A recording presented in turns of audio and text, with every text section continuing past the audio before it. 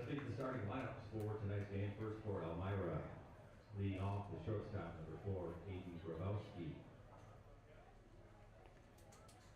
Batting second, the designated hitter, number 6, Ty Martineau. Batting third, the catcher, number 29, TJ Gravesti. Batting fourth, the extra hitter, number 8, Cooper Smith. Batting fifth, the center fielder, number 1, Brett Baker. Batting sixth, the third baseman, number 37, Carl Wagner. Batting seventh, the first baseman, number 17, Michael Palmer. Batting eighth, the right fielder, number 23, Vincent Bavada. Batting ninth, the second baseman, number 22, Jacob Moniz. And batting 10th, the left fielder, number 10, Benjamin Rose. The starting pitcher for Elmira is number 30, Eric Roshan.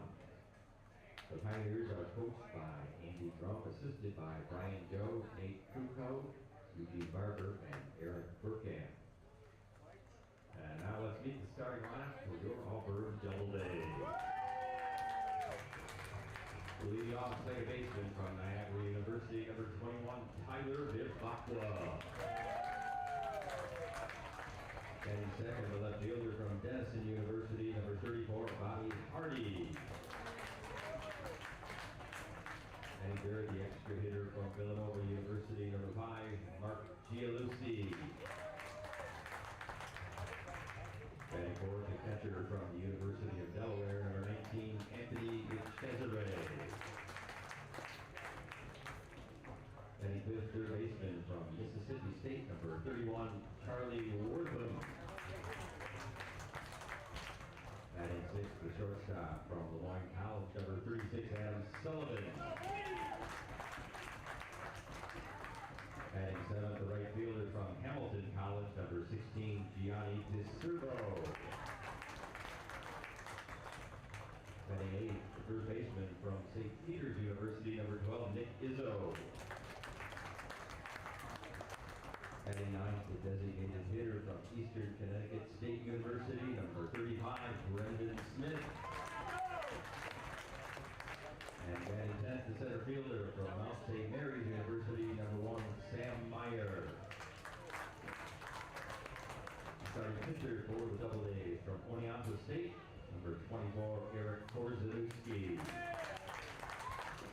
Tonight's bat boys, number 2, Hunter Emerson, and number 3, Jake Caldwell.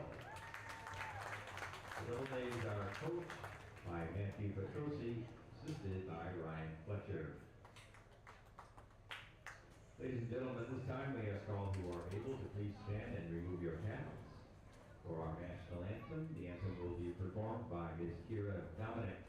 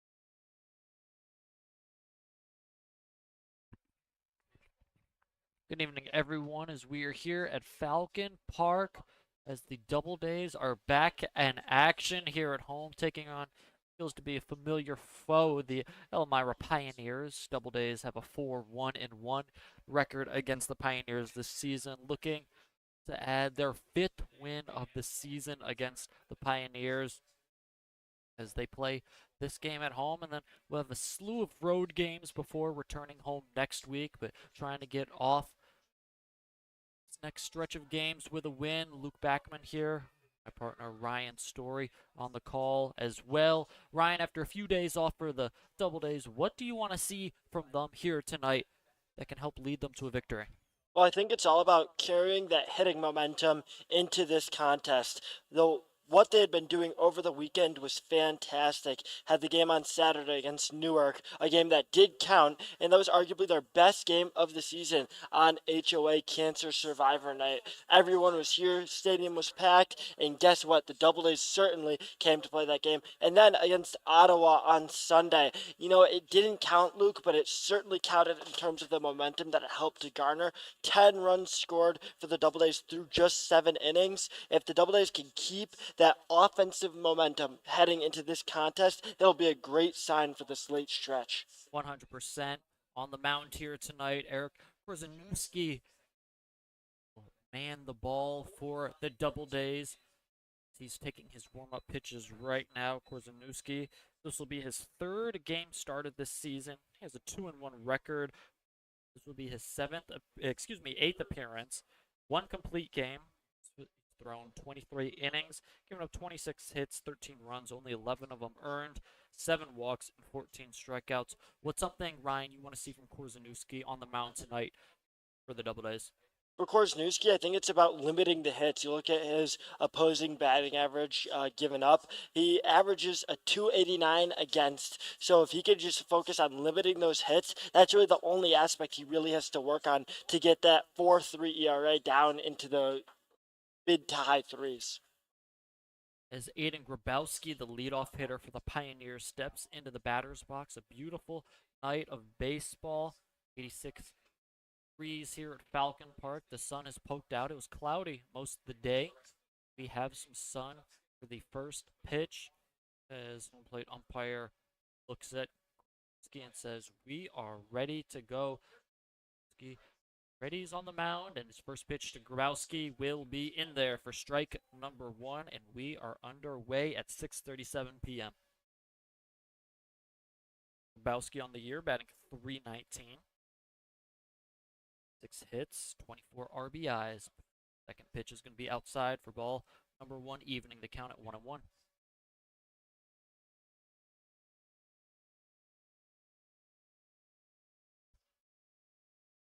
Mentioned the Doubledays going on a slew of road games. That one's going to be hit down the line at third. This is going to be Wortham making the play, firing across the diamond to first in time for out number 1. Nice play. Third base, Charlie Wortham. Wortham has been all over the place recently. New addition to the Doubledays. Manager Matt Petros has been trying him out everywhere. We even saw him behind home plate as a catcher in the contest on Sunday there, displaying that arm talent that probably carries over from when you're a catcher. As the first pitch here to Ty Martineau, the high for ball number 1. I mentioned Doubledays is going to be on the road. That's going to start tomorrow night, where they're going to take on this Elmira Pioneers team on the road. Going to have games against the Ironbacks, Niagara Ironbacks, Work Pilots, and then a doubleheader on Sunday against the Niagara Ironbacks once again. That pitch was the outside part of the plate for a called strike, so the count 1-1. So 5 consecutive road games. That one's high for ball number 2. 5 consecutive road games in 4 straight days for the Doubledays. It's the count now 2-1 to Martineau. 2-1 is going to be high. Now the count is 3. I know I've already talked at length about the big momentum, but if the Doubledays can get a home win here prior to that road stretch, it'll give them much more confidence to play with in those upcoming games. Nearing the end of the season, as that one's going to be hit in the air, out, right field coming in, right fielder going out. is Tyler Vavakwa, second baseman, and he'll call off everybody for the second out. Nice pop up to second. 2 up, 2 down so far in the first inning for Korzanuski. Up TJ Grimesti, the catcher. Grabesti, the best batting average on this team. He's in the 3-hole for a reason. That 374 combined with over 500% in both on base and slugging. He is a power hitter, but also gets on base consistently. First pitch, he's in there for strike number 1. Right now, Doubledays 4th in the West standings. As 0-1's the check swing for a strike. He could not hold his swing back, so quickly behind in the count 0-2. Doubledays behind the Jamestown Tarp Skunks by just half a game. 2 games out of first place as the 0-2 pitch is going to be outside. Great pitch, though, for ball number 1.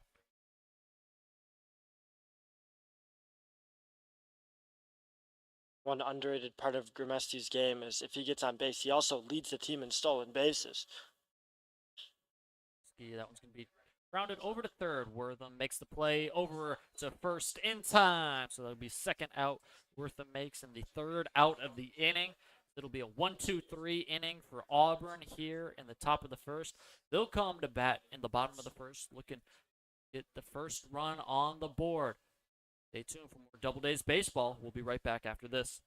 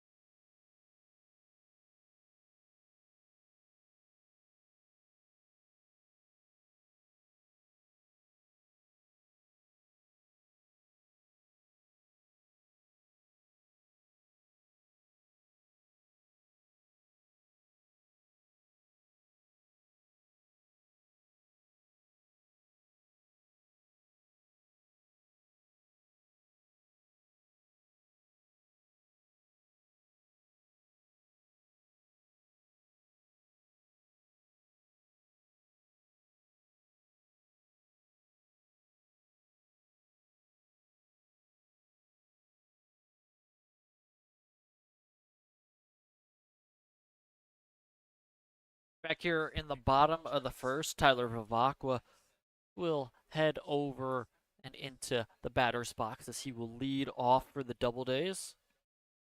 Really taking control of that leadoff spot throughout this season as he'll take on Garrett Rochon, the starting pitcher here tonight for the Elmira Pioneers, as Rochon readies on the mound and delivers his first pitch to Vavakwa, which will be on the outside corner for strike number 1. Roshan, one of the most improved Elmira Pioneers this season. Looking at his campaign last year, pretty solid 4.61 ERA. This year improved that all the way up to 2.64. That one's going to be grounded over to second. Play is going to be made by Moniz and tossed to first in time for out number 1. That'll now bring up Bobby Hardy to the plate. Bobby Hardy playing left field tonight. The key for the Doubledays is going to be drawing walks. Roshan leads the team in walks by 4 with 27. That's 10 more than the next closest Pioneer pitcher. First pitch swinging for Hardy is going to be fouled. Back for strike number 1. Mark Gialucci stands on deck. The first 3 in the lineup for the Doubledays, followed by Anthony DeCesare, who is in the hole and padding cleanup tonight. Roshan delivers an 0-1, which will be swung on and miss from Bobby Hardy, a little late on that swing.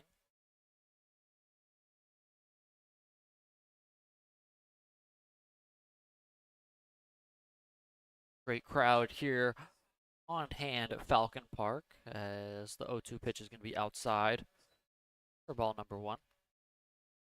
Getting to see their Doubledays before a few days off. Doubledays will be back in action at Falcon Park next Tuesday, so a week from yesterday. 1-2 is going to be on the outside corner, a called strike, as that will be a looking strikeout of Bobby Hardy. So just like the top of the first, 2 up, 2 down here on the bottom half of it, as Mark Gialucci comes to the plate.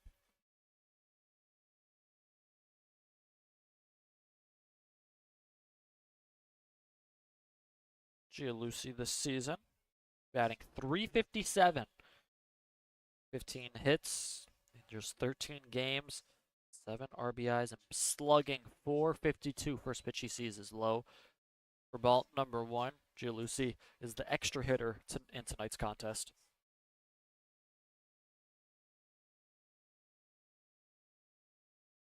Rashawn's 1-0 delivery is going to be grounded, foul. Matt Petrosi, standing at third base, gets out of the way of that one as the count now even at 1-1.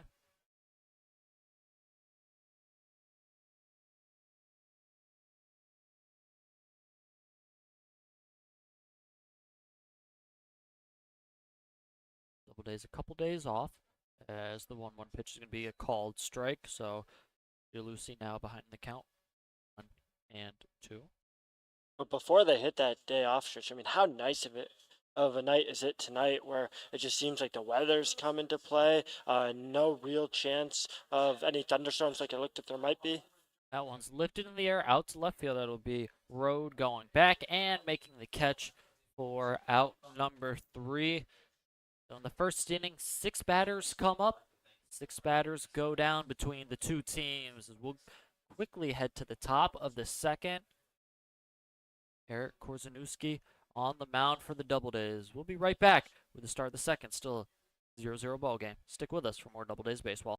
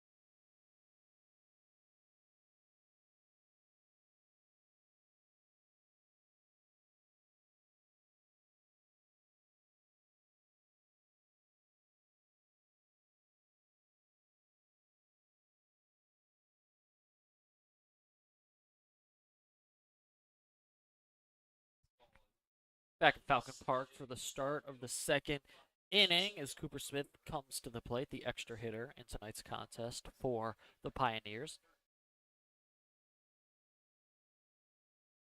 Smith's will look at the first pitch be called a strike from Brzezinski.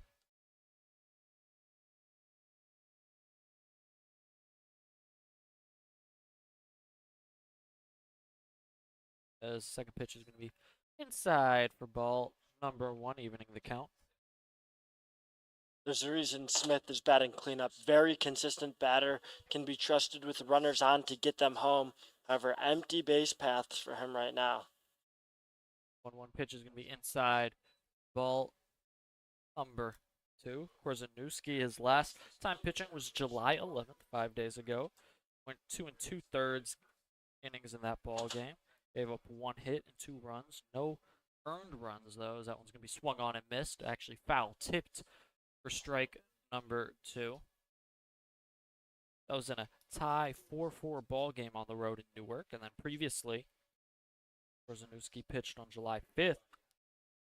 6 innings, got the win in that ball game. Gave up 3 runs in a 13-6 win against Geneva's. That one's going to be lifted in the air. First baseman Nick Izzo calling everybody off, and he will come down with the pop-up for out number 1. Korzenowski so far has let balls go in play, but none of them have really been well hit. They've all been either routine grounders or routine pop-ups. Like to see it so far from Korzenowski. 4 up, 4 down. Producing weak and soft contact, as the first pitch will be a called strike on the outside part of the plate to Brett Baker, center fielder.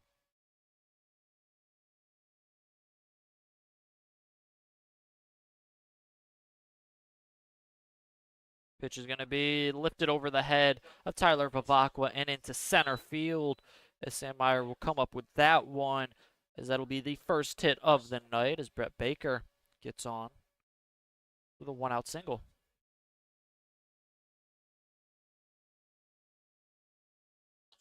Now that's going to bring up first baseman Michael Palmer. Excuse me, no, that'll be Carl Wagner to the plate. Michael Palmer is on deck. Yeah, both Baker, who just hit, and Wagner, who's up right now, both batting over 300 on the campaign. This top of the Pioneers lineup is tough to go against if you're a starting pitcher. Absolutely. Wagner batting .304. First pitch she sees is going to be outside for a ball. Infielders, middle infielders playing up the middle. Double play position as the 1-0 pitch from Korzenowski is going to be inside for ball number 2.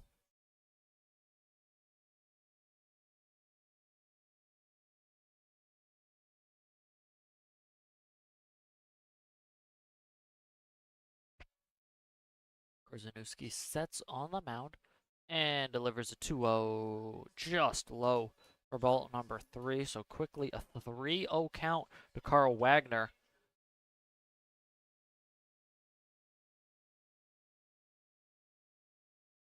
Three consecutive balls here to Wagner. And that's going to be a 4th, so the throw down to first won't matter, because the runner would advance anyway on a 4-pitch walk, which will produce Carl Wagner at first base himself. Now Michael Palmer comes to the plate. And the stakes are high. Korzenowski does not want to fall behind early. And as of right now, the Pioneers have looked to get some early momentum with a 4-pitch walk preceded by that nice single. Pitch is going to be grounded over to second. Vivacqua is going to bobble, then go to first with it for the clean and easy out number 1. Excuse me, clean easy out, as that'll be out number 2. Tyler Vivacqua not trying to go to second, as it would have been tough trying to get Wagner going to second right there, as that ball was hit over to Vivacqua's left. So going with the easy, playing the sure out at first. There's now 2 outs for Vincent Nevada, with runners on second and third. Pitch is going to be a called strike.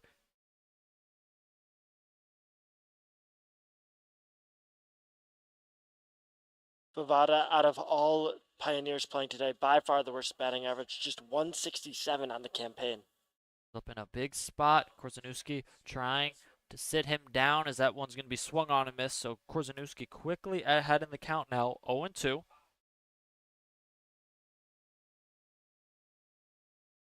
This top half of the Pioneers lineup is certainly heavy. Get to the bottom half, Korzanuski trying to find his way as that one's just going to be inside for ball number 1. Count now 1-2.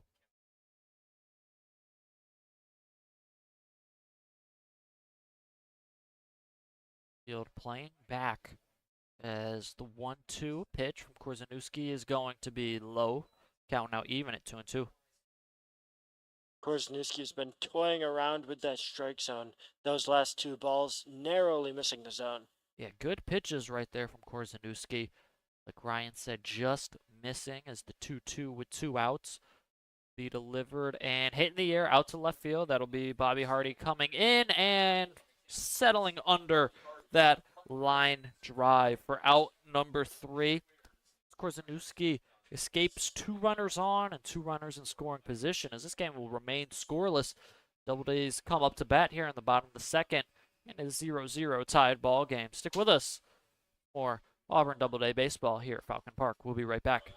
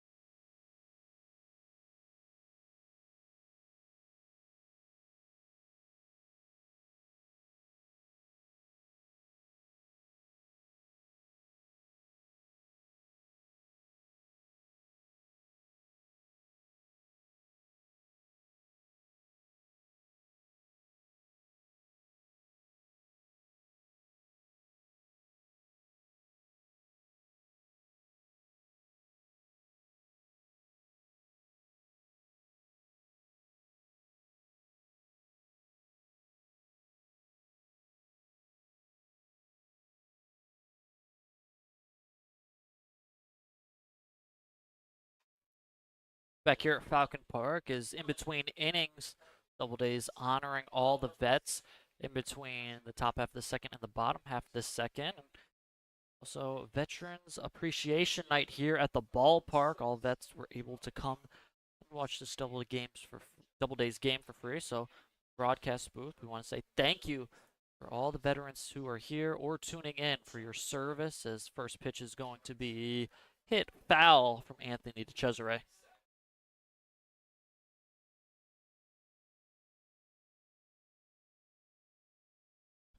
Desiree, catcher here tonight, certainly proved his worth with the bat and behind the plate throughout this season. Pitch is also going to be fouled off. Now behind in the count, 0-2 for DeCesare.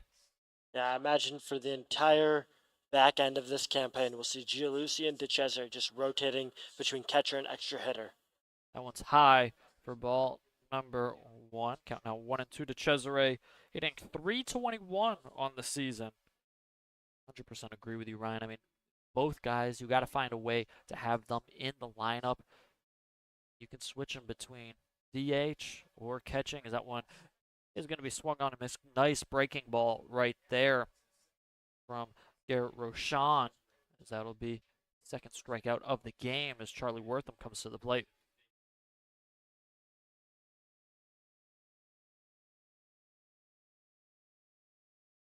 When Wortham hits for contact, he has power, but generally he just goes for those dink and dunks that score runs for the Doubledays. That's a lot of the value that he brings to the squad.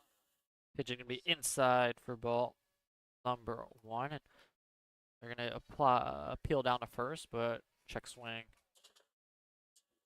Successful, excuse me, for Wortham. Unsuccessful on the check for the Pioneers. So it's going to be ball number 1.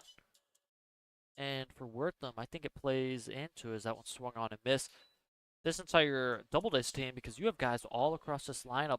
Hey, if there's runners on the base paths, Doubledays hitters can drive them in. So having someone like Wortham who can just make contact and get on base for these other guys can be huge, especially for your power hitters, and you have him hitting in front of Adam Sullivan, who we've labeled as the RBI king.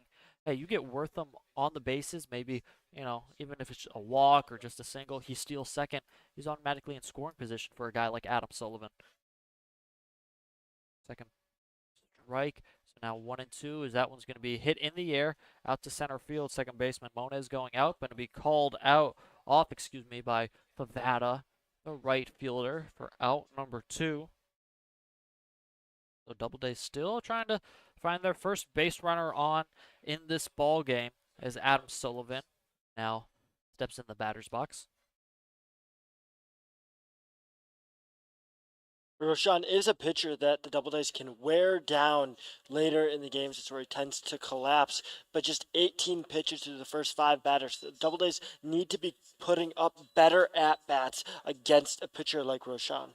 100% is Roshan quickly and efficiently mowing down the first 5 batters he's seen. The first pitch here to Sullivan is going to be outside for ball number 1.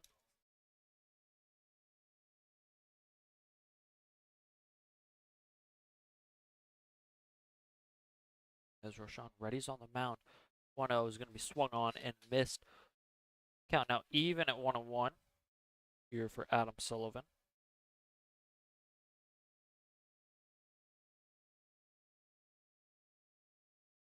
Beautiful night at the ballpark as that one's going to be lifted in the air and it's going to be down just in front of the left fielder road for a base hit to out single for Adam Sullivan. Be the first base runner for the Doubledays.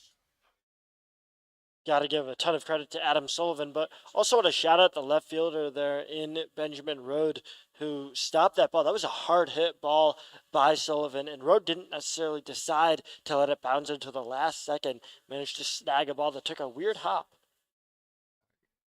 Sullivan going the other way with it. Outside pitch. Letting the pitch go as that one's going to be let go from DeCerbo as they're actually going to peel down the field umpire and say DeCerbo could not check his swing, so that will be a strike. Roshan, his last game, pitched on, it was July 11th against Batavia. Lost that game, went 5 innings, only gave up 3 runs. The Pioneers were only able to score 2 runs. His quick snap throw down to first will not be in time. Nice attempt right there from TJ Grimesti. Count 1-1 here to Gianni DeCerbo. As the pickoff attempt back to first, not in time. So clearly Sullivan drawing the attention of both the pitcher and the catcher. Sullivan, very good speed. Cause some sort of distraction between the battery. As the pitcher can be swung on and miss and throw down back to first, not in time. So the second time we've seen TJ Grimesti throw down to first. Granted, Sullivan is getting a big secondary lead, but also making back to first in plenty of time. Elmira's concerns about Sullivan's base running are definitely valid. His 9 steals are good for 4th on the Doubledays this year. See if he goes right now in a 1-2 count. He's on the move. Pitch is going to be high. Throw down is going to be on the opposite way. The bag is getting into the outfield. Sullivan is going to take third without a throw. So Sullivan steals second and advances to third. A throwing error right there from TJ Grimesti. Just like that. Sullivan 90 feet away home plate, and that's the pressure he can put on opposing pitchers and catchers. The pitch from DeCerbo is going to be swung on and missed. The third strikeout of the game, Garrett Rashawn, and that will end a 2-out rally put up by Adam Sullivan. Is turned to Falcon Park here in the top half of the third. Still a 0-0 ball game. Stick with us for more Double Days baseball. Be right back after this.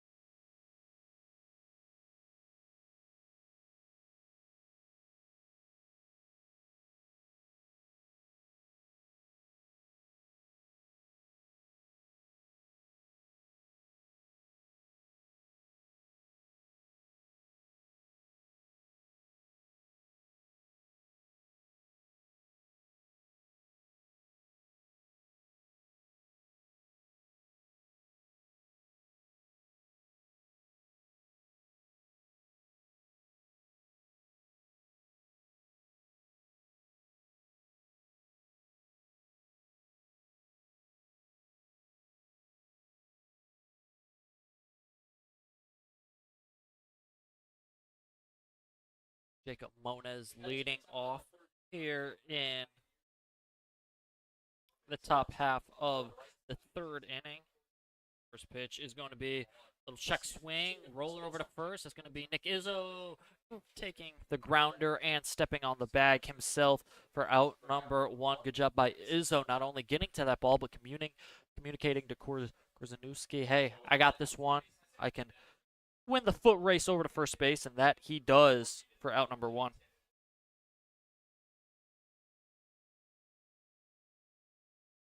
That reminded me of when I think it was Tyreek Hill outraced Damian Williams to the end zone for the Kansas City Chiefs. It's that same kind of friendly competition. We saw Izzo outrun Korzeniewski to the bag. Makes it to the bag in time. First pitch here to Benjamin Road is going to be low for ball number one. You had to guess, who on this team would you say would run the fastest 40 time? I think you got to go Vivacqua.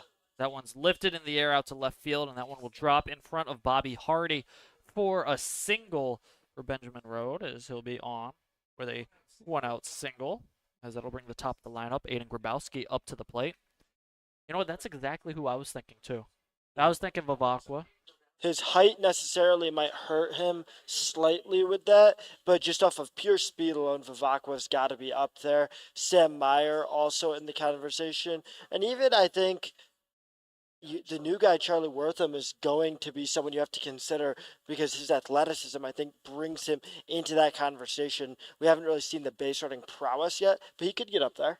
First pitch here to Grabowski, low for ball number one. Bobby Hardy, also a sleeper pick. Yeah.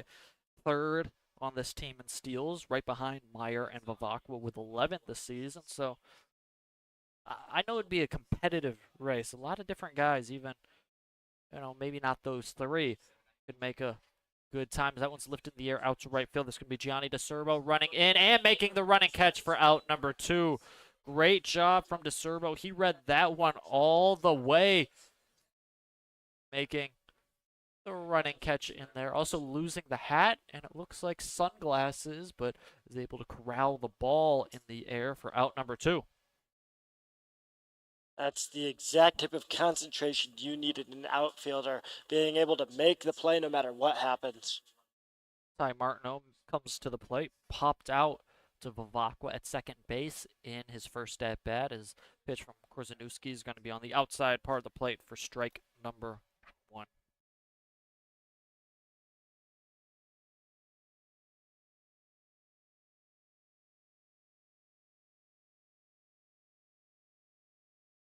0-1 pitch here on the move is Rode, and the throw down to second, not in time, as Benjamin Rhodey is into second with a stolen base. He will score in position, 2 outs. As that pitch was ruled a strike, so it's going to be an 0-2 count to Martineau. Zanuski looking to get out of another inning. The runner on base, that one hit and fouled away. This is an at-bat that Korzeniowski needs to win here. TJ Grimesty on deck. Korzeniowski certainly would rather see Martineau than Grimesty. Zanuski 1 strike away from sending him, the Doubledays defense, to the bench, bringing the offense to bat. 0-2 pitch going to be fouled away as Martineau staying alive here.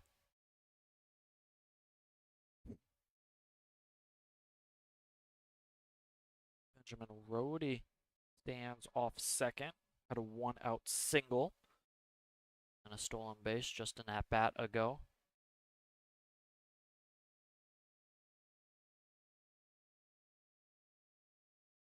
As the 0-2 pitch here, Korzeniowski is going to be hit in the air out to left field. Coming in is Bobby Hardy, and he'll make the grab once again for out number 3. So 1 runner left on base for the Pioneers. Korzeniowski gets through another inning with another runner on scoring position, but no damage done as the Doubledays back to the plate, looking to break a 0-0 tie. We'll be right back after this. Stick with us.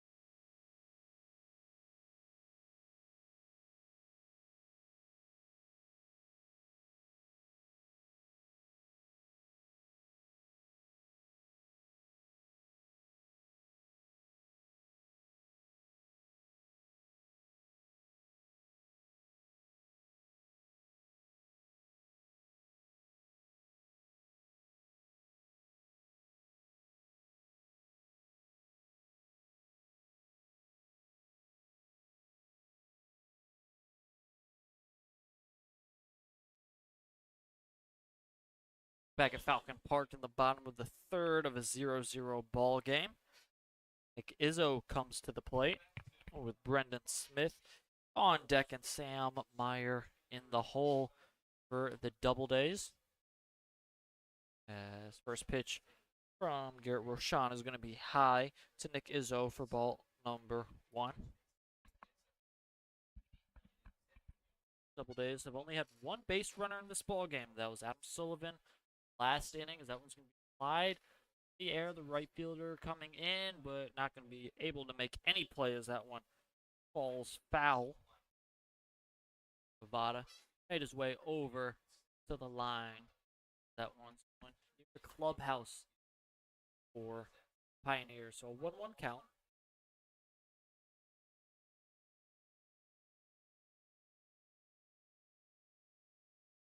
Ready's on the mound and delivers his pitch. Going to be hit foul. Count now. And 2.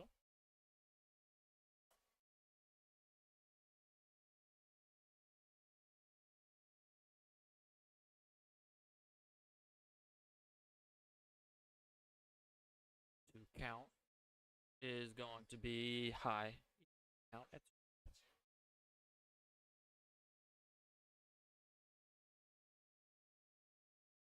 Doubledays just haven't been able to generate any momentum so far, and it's been showing. They feel stagnated as of right now. even count's going to be hit in the air and fouled off.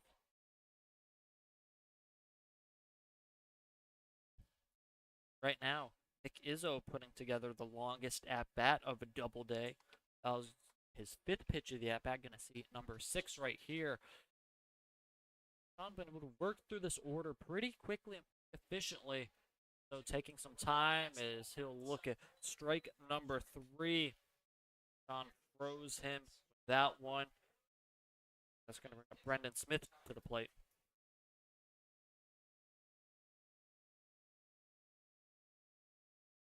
Brendan Smith now, he's the designated hitter in tonight's ball game.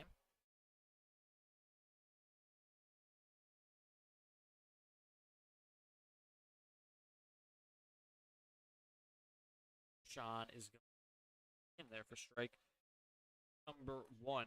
Sam Meyer on deck. Then it'll be back to the top of the order. Tyler Vivacqua for Doubledays.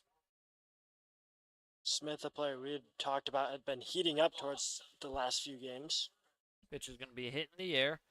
First baseman Palmer calls everybody off and will secure that for out number 2. Smith pops out for the second out of the inning as Sam Meyer now to the plate.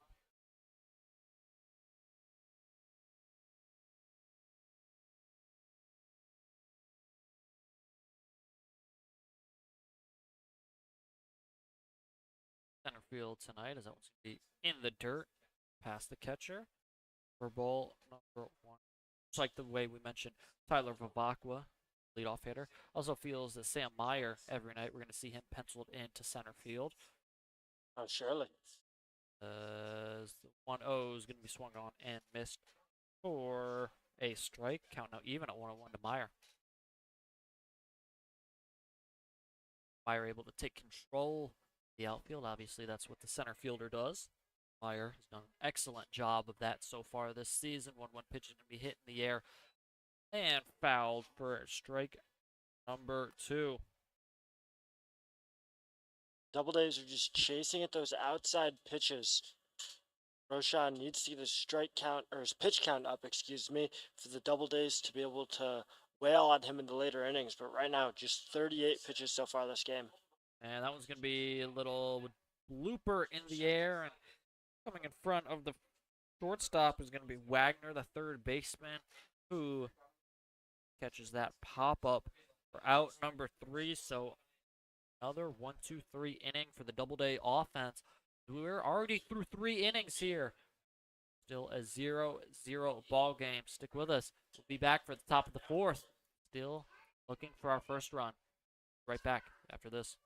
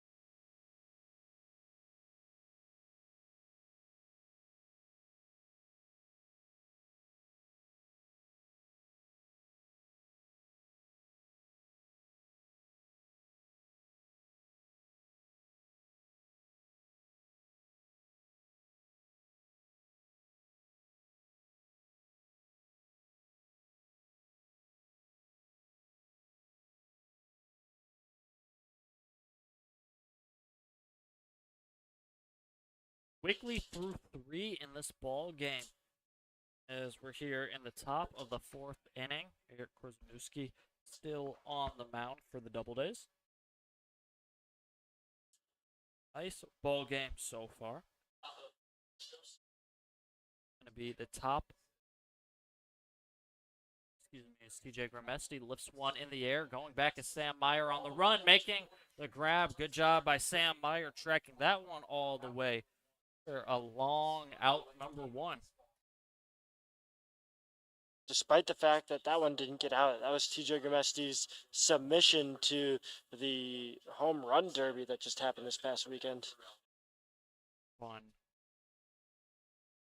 Night in Atlanta, watching LB players in the home run derby and all-star game last night. Cooper Smith popped up to first base in his first at-bat.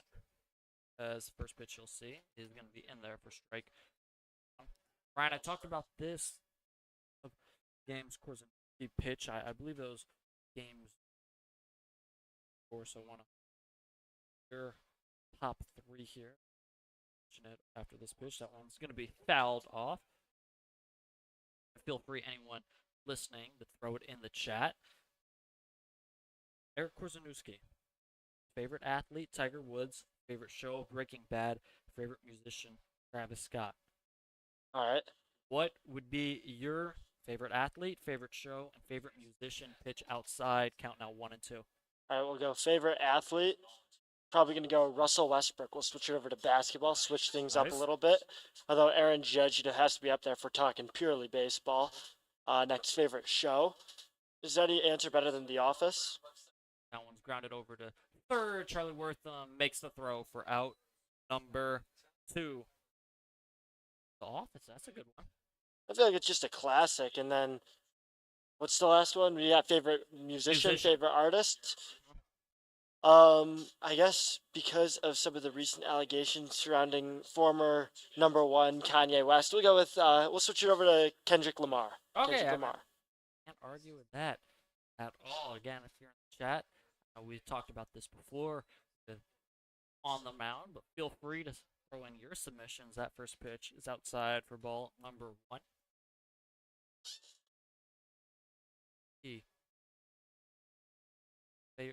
Favorite 3 things, and looking for a third out right there, but that one's going to be a single for Brett Baker, his 2nd of the ball game, as he'll be on with 2 outs here in the top of the 4th. Baker's been very reliable for this Pioneers team as of late. Worked his average up to 310 heading into this game, and it seems to be only going upward from there. Baker 2 for 2. Up Carl Wagner, who reached via a 4-pitch walk in his first at-bat.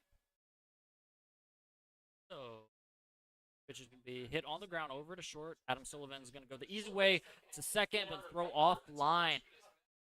Not going to be able to make the play, but thankfully for Sullivan and the Doubledays, the ball actually hit a sliding Brett Baker. Otherwise, that would have been into the outfield, and Baker most likely would have advanced to third base. Yeah, I imagine at the very minimum there would have been runners on the corners for the Pioneers, and potentially things could have devolved even worse from there. First, like, mistake from the Doubledays actually turned blessing. Now runners first and second, Michael Palmer. That one's going to be lifted in the air. Palmer hits the bat on the ground as Nick Izzo running in, makes the grab for out number 3. Palmer wasn't happy with the contact he made on it, but guess who was? Eric Korzeniewski, as that will be out number 3. He's through 4 scoreless innings here at Falcon Park. Doubleday is still looking for not only runners on, runs scored. See if they can add any runs here in the bottom of the 4th. We'll be right back after this with us for more Doubledays baseball.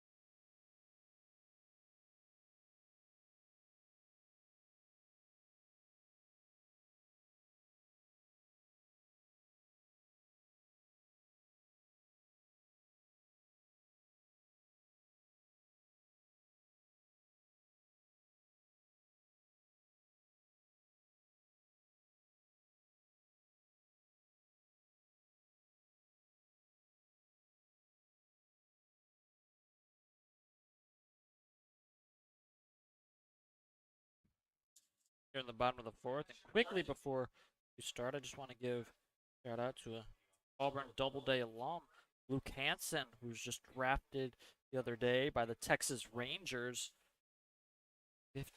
Round number 15, former Auburn Doubleday. So want to give a shout out to Luke and the family. Congrats to them, and look forward to seeing him in his professional career as Tyler Vivacqua leads off the inning, as that one's going to be fouled off, and it wasn't for the net. That was coming right for Ryan and I here in the broadcast booth. We'd have to show off our baseball fielding skills. Maybe we'd get drafted if they could see what we could do out here in the booth, the net, keeping us from being selected. Hey, I'm a little biased, but I think, when it comes to broadcast booths, Ryan and I got to be right up there with the best of them when it comes, our athleticism, and if the ball comes our way, I think we can either dodge or catch it, as that one's going to be high for ball number 1. Count 1-1 to Tyler Vivacqua. So far in this ball game, Doubledays have only had one runner on the bases. Pitch is going to be low for ball number 2. That was a Adam Sullivan single in the second inning with 2 outs. He then proceeded to steal second and advance to third on a throwing error. TJ Grimesti behind the plate. Other than that, all outs. That's going to be ball number 3. So Vivacqua working a 3-1 count. 1 ball away from reaching via a walk here in the bottom of the 4th.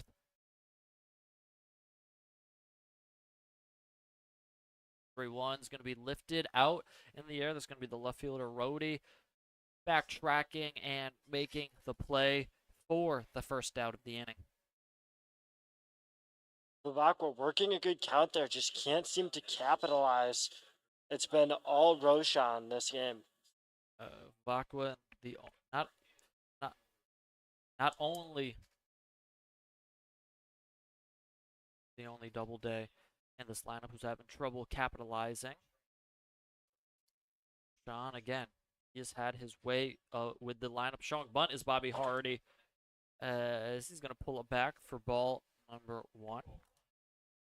I like that. Start playing some mental games with Roshan. Start trying to mess him up in his head, because physically he's been taking down this Doubledays lineup with ease.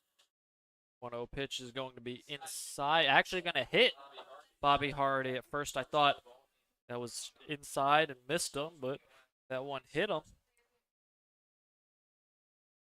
As Roshan's asking, I don't know if it did, and Bobby Hardy turned around and said, hey, I got a mark on my forearm to show you and prove to you it did. So it'll be the second base runner of the game for the Doubledays, as Hardy is on via and hit by pitch, bringing up Lucy to the plate.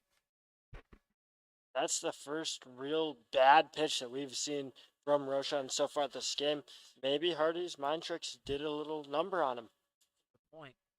Mentioned Bobby Hardy is one of the faster players on this team, having 11 steals. We'll see if he's on the move at any point in this at-bat. I wouldn't be surprised to see him stepping off and looking back at first, but not throwing over is Roshan. So the pitcher also thinking that Hardy could be on the move in this at-bat. First pitch here to Mark Gialusi is going to be outside for ball number 1. Gialusi flied out to left field his first at-bat back in the first inning.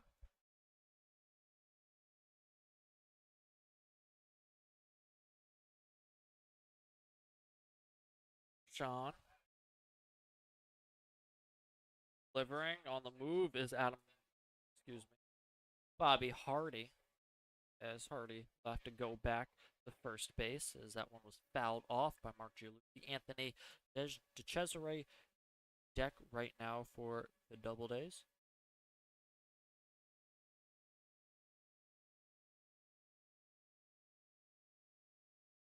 I'd imagine Hardy's still going on this next pitch. Really wants to test off his speed against a catcher in Grimesti that's already made an error so far today.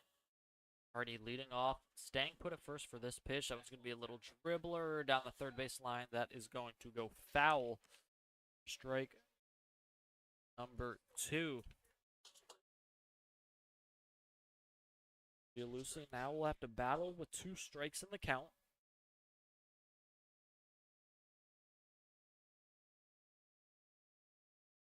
Advanced Hardy. It on himself is playing. Double play depth, pickoff attempt not in time to get Bobby Hardy. Second baseman, little in as stop Grabowski. Edge, back edge. The infield. Hardy is off, pitches low, throw down to second is going to be in time. As that will get Bobby Hardy as Garrett Rochon is questioning whether or not that was strike number 3, as they're actually going to appeal down to the second base field umpire, and they're going to say Marcialucci was not able to check his swing. So that's going to be a strike him out, throw him out to end the inning. An unconventional way, as the umpire didn't know whether or not it was, but throwing it down to the field umpire, he said it was. So Mark Gialucci goes down on strikes, and Bobby Hardy caught stealing to end the inning. We're through 4, and we still haven't seen a run. Doubledays trying to keep it like that, at least here for the top half of the 5th. Stick with us. We'll be right back. More Doubledays baseball.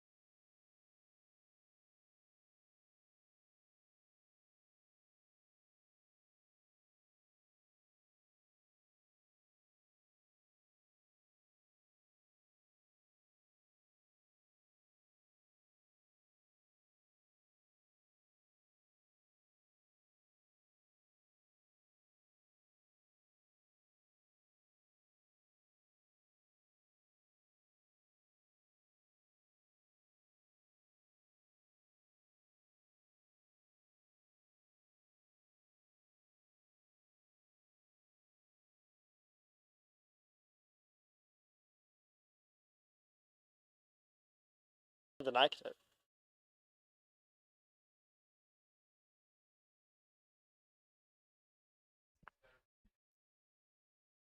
Mentioned Luke Hansen getting drafted, and congrats, as you see on the screen. Some Doubledays in the MLB. Of course, you got Juan Soto, Lucas Giolito, 2 in the middle.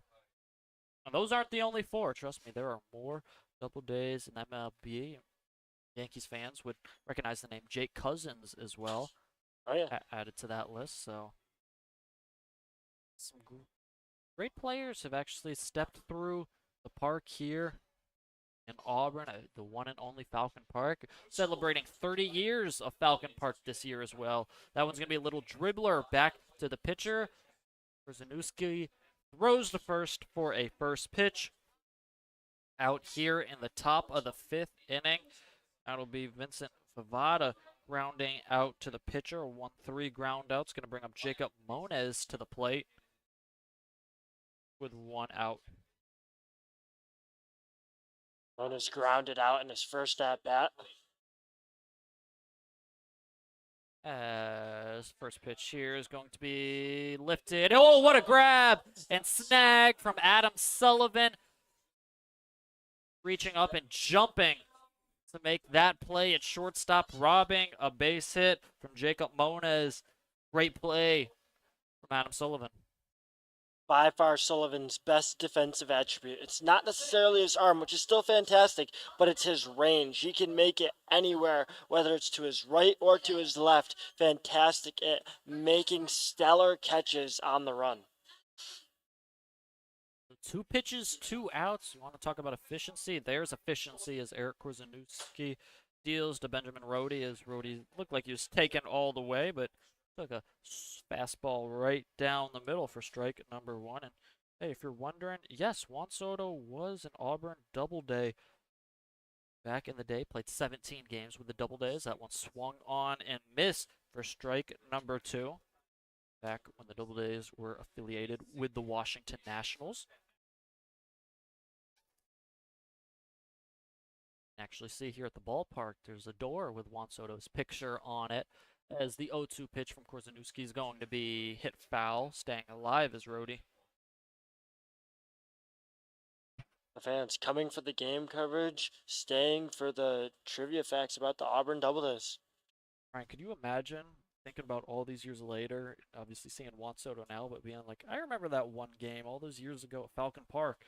Some guy named Juan Soto, just that coming back in your memory, pitch high for That'd ball be one. pretty memorable. Maybe one of the Doubledays on the team right now will turn into that same caliber of player. That would be, trust me, I'd be telling everybody if that'd be the case. Hey, I saw him broadcast him. That one's going to be low for ball number 2, evening the count at 2-2.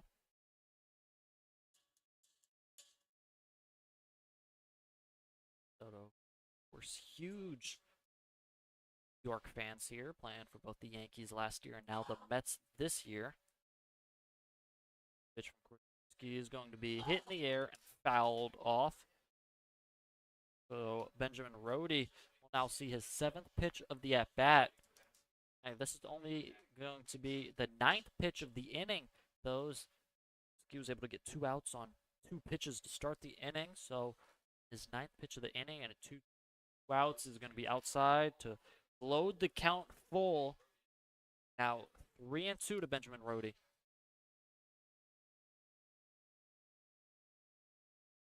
Gotta imagine he attacks Rhodey right here with a full count. The payoff pitch is going to be a fastball hit down the line and foul. Went 84 miles per hour with that pitch. Rhodey just got a piece of it, pushed it foul. Be the 9th pitch of the at-bat.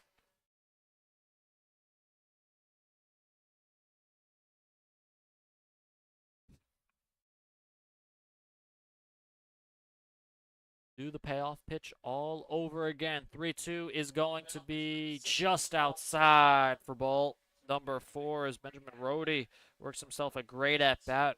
Fell behind 0-2 to start, working his way back for a 9-pitch walk. So that's going to bring up the top of the order and Aiden Grabowski to the plate. Yeah, Rhodey does not strike out easily, and he showed why they're an absolute dog of an at-bat. And he managed to just barely stay alive against Eric Korzeniowski. So after what looked like it was going to be a very quick inning for Korzeniowski, still could be with the amount of batters he's facing. Now with the top of the order is throwing down to first, not going to be in time as DeCesare threw down to first. And it looked like they might have actually had a chance at Rhodey. Ball originally was in the dirt, so nice pick over there at first from Nick Izzo. Keep that one from getting by him. That is going to be ball number 1 to Grabowski. As the 1-0 is going to be hit on the ground over to third. Wortham charging in, making the play, throwing to first. And not in time, excuse me. That one just after Grabowski steps on the bag. Grabowski just beating that one out to first. Now there'll be runners on first and second. Still 2 outs, though, for the Doubledays. You have to give Izzo a lot of credit for that snag that he made, just barely with the tip of the glove managing to come down with that one. Charlie Wortham making a good throw. Not in time there. Izzo, like Ryan mentioned, making a nice snag at first as well. So, runners on as the Pioneers have left 5 runners on base, showing bunt. That one's going to be foul. The second hitter in the lineup, Ty Martineau. Strike number 1. Martineau has popped out and flown out in this ball game in his 2 at-bats.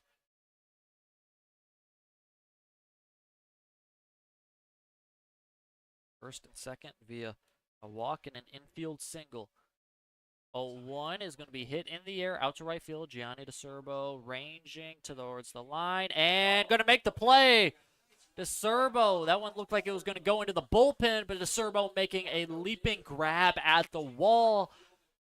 I believe to rob a foul ball and end the inning for the Doubledays. What a play from the right fielder as he gets Korzeniowski and this Doubledays defense out of some trouble. Doubledays offense trying to make trouble for the Pioneers in the bottom of the 5th, trying to get on the scoreboard. We have a 0-0 tie ball game. Doubledays looking to break it. We'll be back right after this.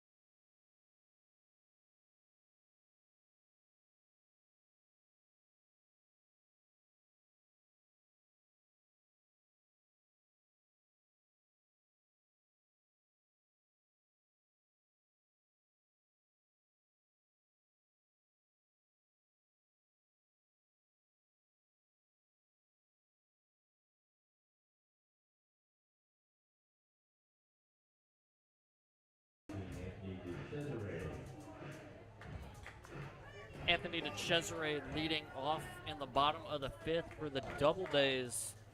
Back to Ryan Story with you. This game's flown by so far with the pitcher's duel. Both pitchers not allowed a run. Garrett Roshan, though, for Pioneers, only allowing 1 hit so far and 2 base runners. Pioneers have had some base runners on and some hits, but Eric Krasnowski has not allowed anybody to come all the way around the score. First 2 pitches outside to Cesare for 2-0. As 2-0 is going to be lined, just foul. Just left of the bag and the line. Counts now 2-1. That was really close. Looked like it might have gotten over the bag. Just a tough angle for the umpire to see. I don't know about that one. Not much arguing from Matt Petrosi, who was standing over there at third, so gotta figure just had a good angle with it. It's okay with the call as the 2-1 is going to be inside for ball number 3. So Anthony DeCesare working himself a 3-1 count.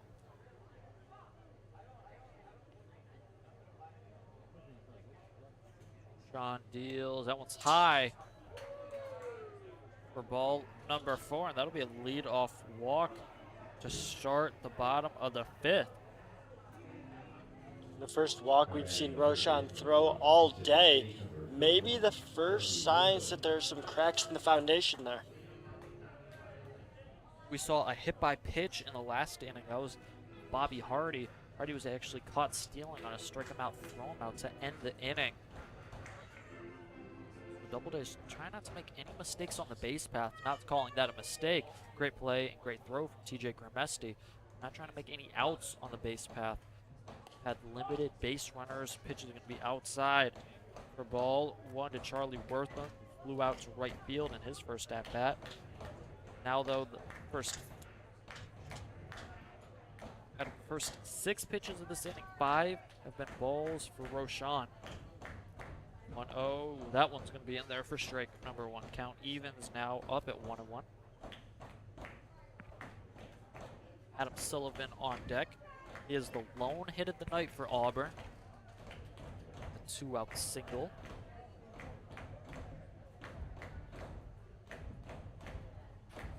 As the 1-1 pitch is actually going to hit Wortham in the helmet. Wortham tosses the bat. heads down to first. Wow, taking it like a warrior. Charlie Wortham is he'll head to first. Anthony DeCesare heading over to second.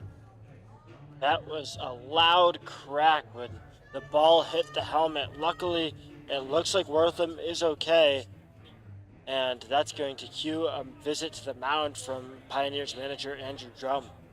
Andrew Drum going out to the mound. Ryan mentioned it with the walk. Hey, maybe they can get to Roshan right here because we haven't seen him this out of control so far throughout this ball game. As I mentioned, the amount of balls he's thrown just in this inning alone. It seems like not the same Roshan we've seen for the first 4 innings, as the Doubledays have a runner on in scoring position, 2 runners on at first and second. Now with nobody out, prime opportunity for Auburn to take advantage and try and put together and score the first run of the ball game. Yeah, Roshan was certainly incredible through those first 4 innings of work, just going through 50 pitches in those innings. But Roshan is a pitcher who kind of wears down as the games progress. The Doubledays need to capitalize on this late spurt before manager Drum decides to go into his bullpen. Sullivan now at the plate. First baseman Palmer playing in for a bunt. Second baseman Mona playing over to cover first in case there is a bunt and Palmer goes in. Third baseman Wagner playing in as well. First pitch is going to be inside. Sullivan showing no signs of bunting on that first pitch. Crowd getting into it a little bit here on the bottom of the 5th, trying to see some action on the bases. 1-0 now showing bunt is Sullivan. He lays it down, but it's foul and goes right over to the dugout of the Doubledays. So the count's going to be now even at 1-1. Gianni DeCerbo on deck for the Doubledays. See if Sullivan can lay a sac bunt, advancing the runners to second and third with 1 out. Right now, first and second, nobody out. Sullivan doesn't decide to bunt or doesn't get the sign to bunt. Huge hole on the right side of the infield. If he's able to pull the ball, not bunting, swinging. Swing through that one for strike number 2. And it looked like Sullivan right there was trying to get ahead of that one and try and pull it. Not able to make contact though, now behind in the count. That was an aggressive, big chop at it. Just couldn't come down to that contact. If he did, that ball's certainly leaving the infield. 1-2 is going to be high, evening the count out 2-2. So certainly the bunt attempt is no more with 2 strikes. Infield goes back to the respective positions. Count now even at 2-2. Roshan delivers. That one's outside. Count now full at 3-2.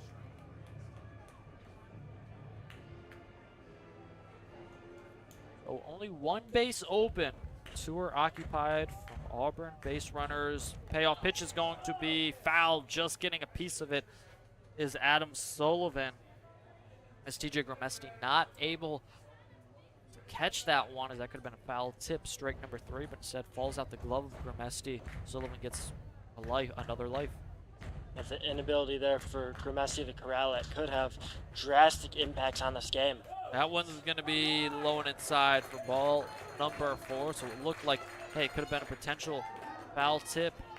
Strike number 3. Instead, that's going to be ball number 4, loading the bases for Gianni DeCerbo, who comes to the plate now with a golden opportunity for the Doubledays. DeCerbo in Sunday's contest had base hits in his first 3 at-bats, finished 3 for 4 on the night. Needs some of that same juice here. Pitching going to be high for ball number 1. DeCerbo struck out in his first at-bat. Most action we've seen in this ball game, as the 1-0 is going to be on the outside part of the plate for strike number 1, evening the count at 1-1 for Gianni DeCerbo. Third baseman Wagner playing even with the bag. Middle infielders playing double play depth. First baseman Palmer playing even with the bag. That one's going to be lifted into the outfield. One run's going to come around to score. That's going to be a second run, and Charlie Wortham heading home, and he'll score standing up. That'll be a 2-run single for Gianni DeCerbo. Doubledays take a 2-0 lead.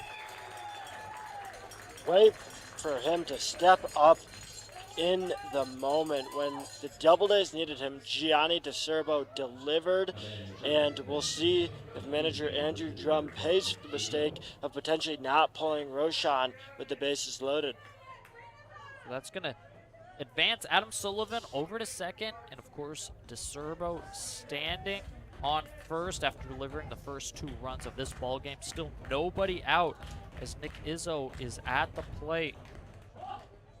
Pitch is going to be a ball to start the count at 1-0.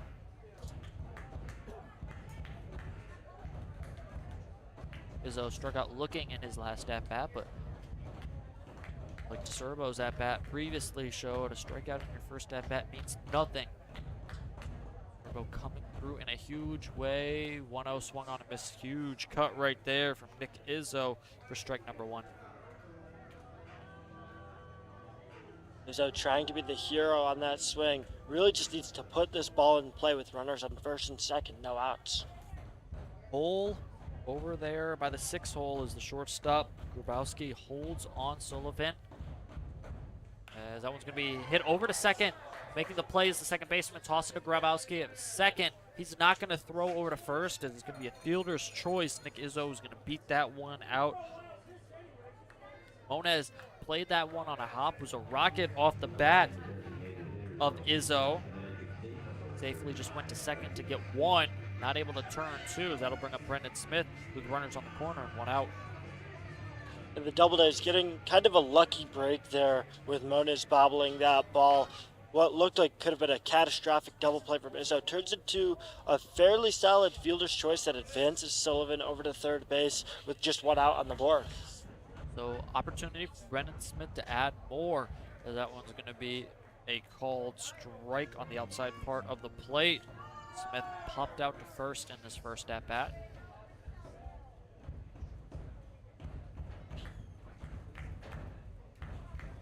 Low 1 pitch from Roshan is going to be low for ball 1.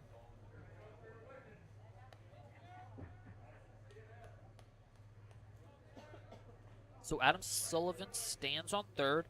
He walked and advanced to second on Gianni DeCerbo's 2-run single. As Nick Izzo on the move, throw down to second is going to be not in time as Nick Izzo actually gets around the tag. The throw beat him by a mile, and Izzo making a nice swim move around the tag was able to get out of the way of the glove of Moniz, the second baseman, as he stands on second now, taking away from the inning double play.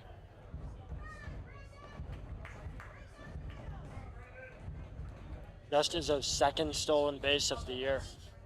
Huge right there from Nick Izzo as the infield playing in. That's going to be swung on and missed from Brendan Smith for strike number 3 as he goes down on strikes for the second out of the inning, bringing up Sam Meyer to the plate with runners on second and third and 2 outs. For Roshan and the Pioneers, you got to feel like if they can get Meyer out here, this would be a win for them, only giving up 2 with the bases loaded and nobody out. But for the Doubledays, 2 ducks on the pond in scoring position in second and third. You want to extend this lead as far as you can, as that one's going to be fouled off for strike number 1. This is a scenario where we could see Sam Meyer need to just pass the baton, as you always say. We've seen Roshan struggle with accuracy over these last few at-bats. A base runner on first here puts Tyler Vivacqua up with bases loaded, the leadoff batter. 0-1 is outside for ball number 1 count, now even at 1-1. And 100%, Meyer, you don't feel like you need to do everything with just this one swing. Don't expand the strike zone. Let a pitch come to you, and if it doesn't, walk is just as fine here. as the 1-1 pitch is outside. Count now 2-1.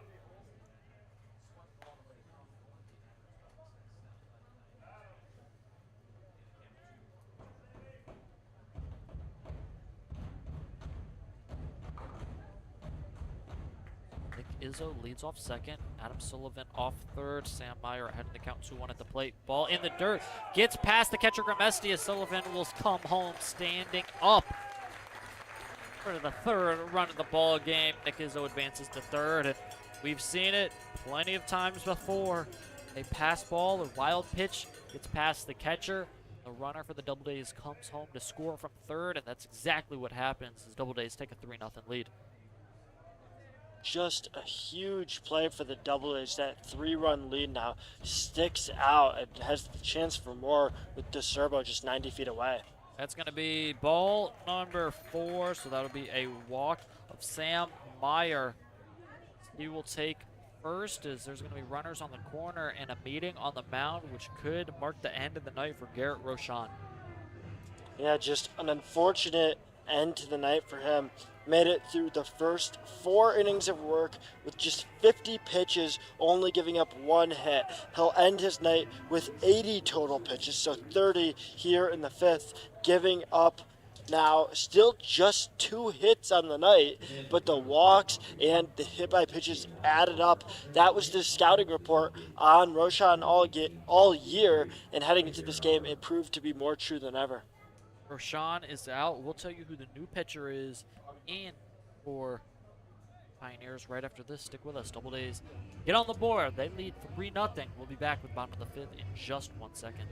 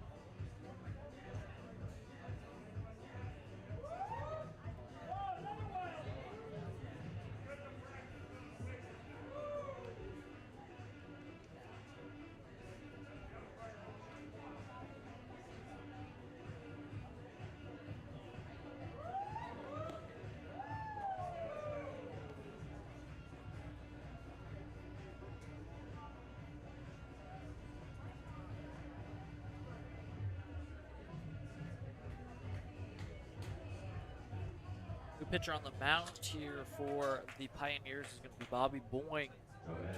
Comes into a tough spot.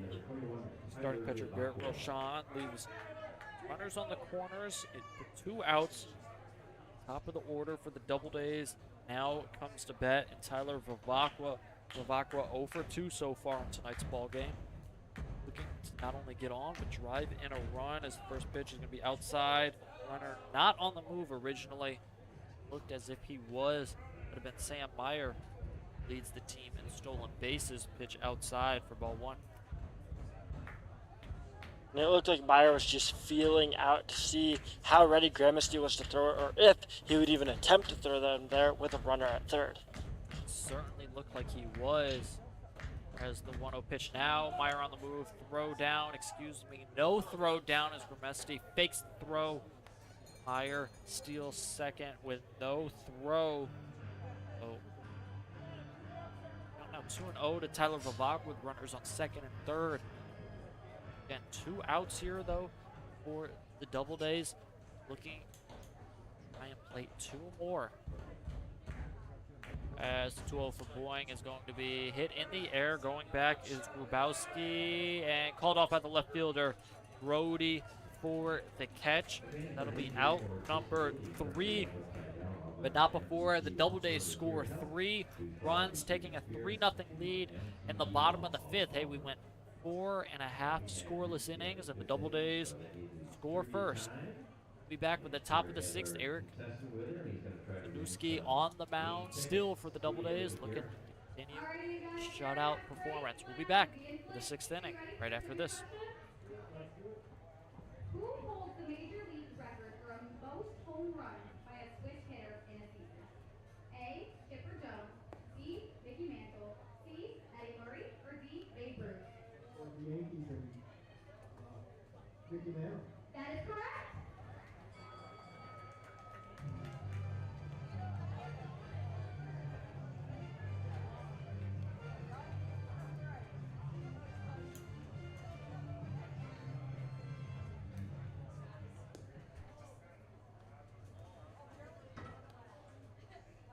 Advantage Grimsley Insurance Agency can take care of all your insurance needs. So for a home, auto, or business insurance quote, call the Grimsley Agency of North Syracuse today.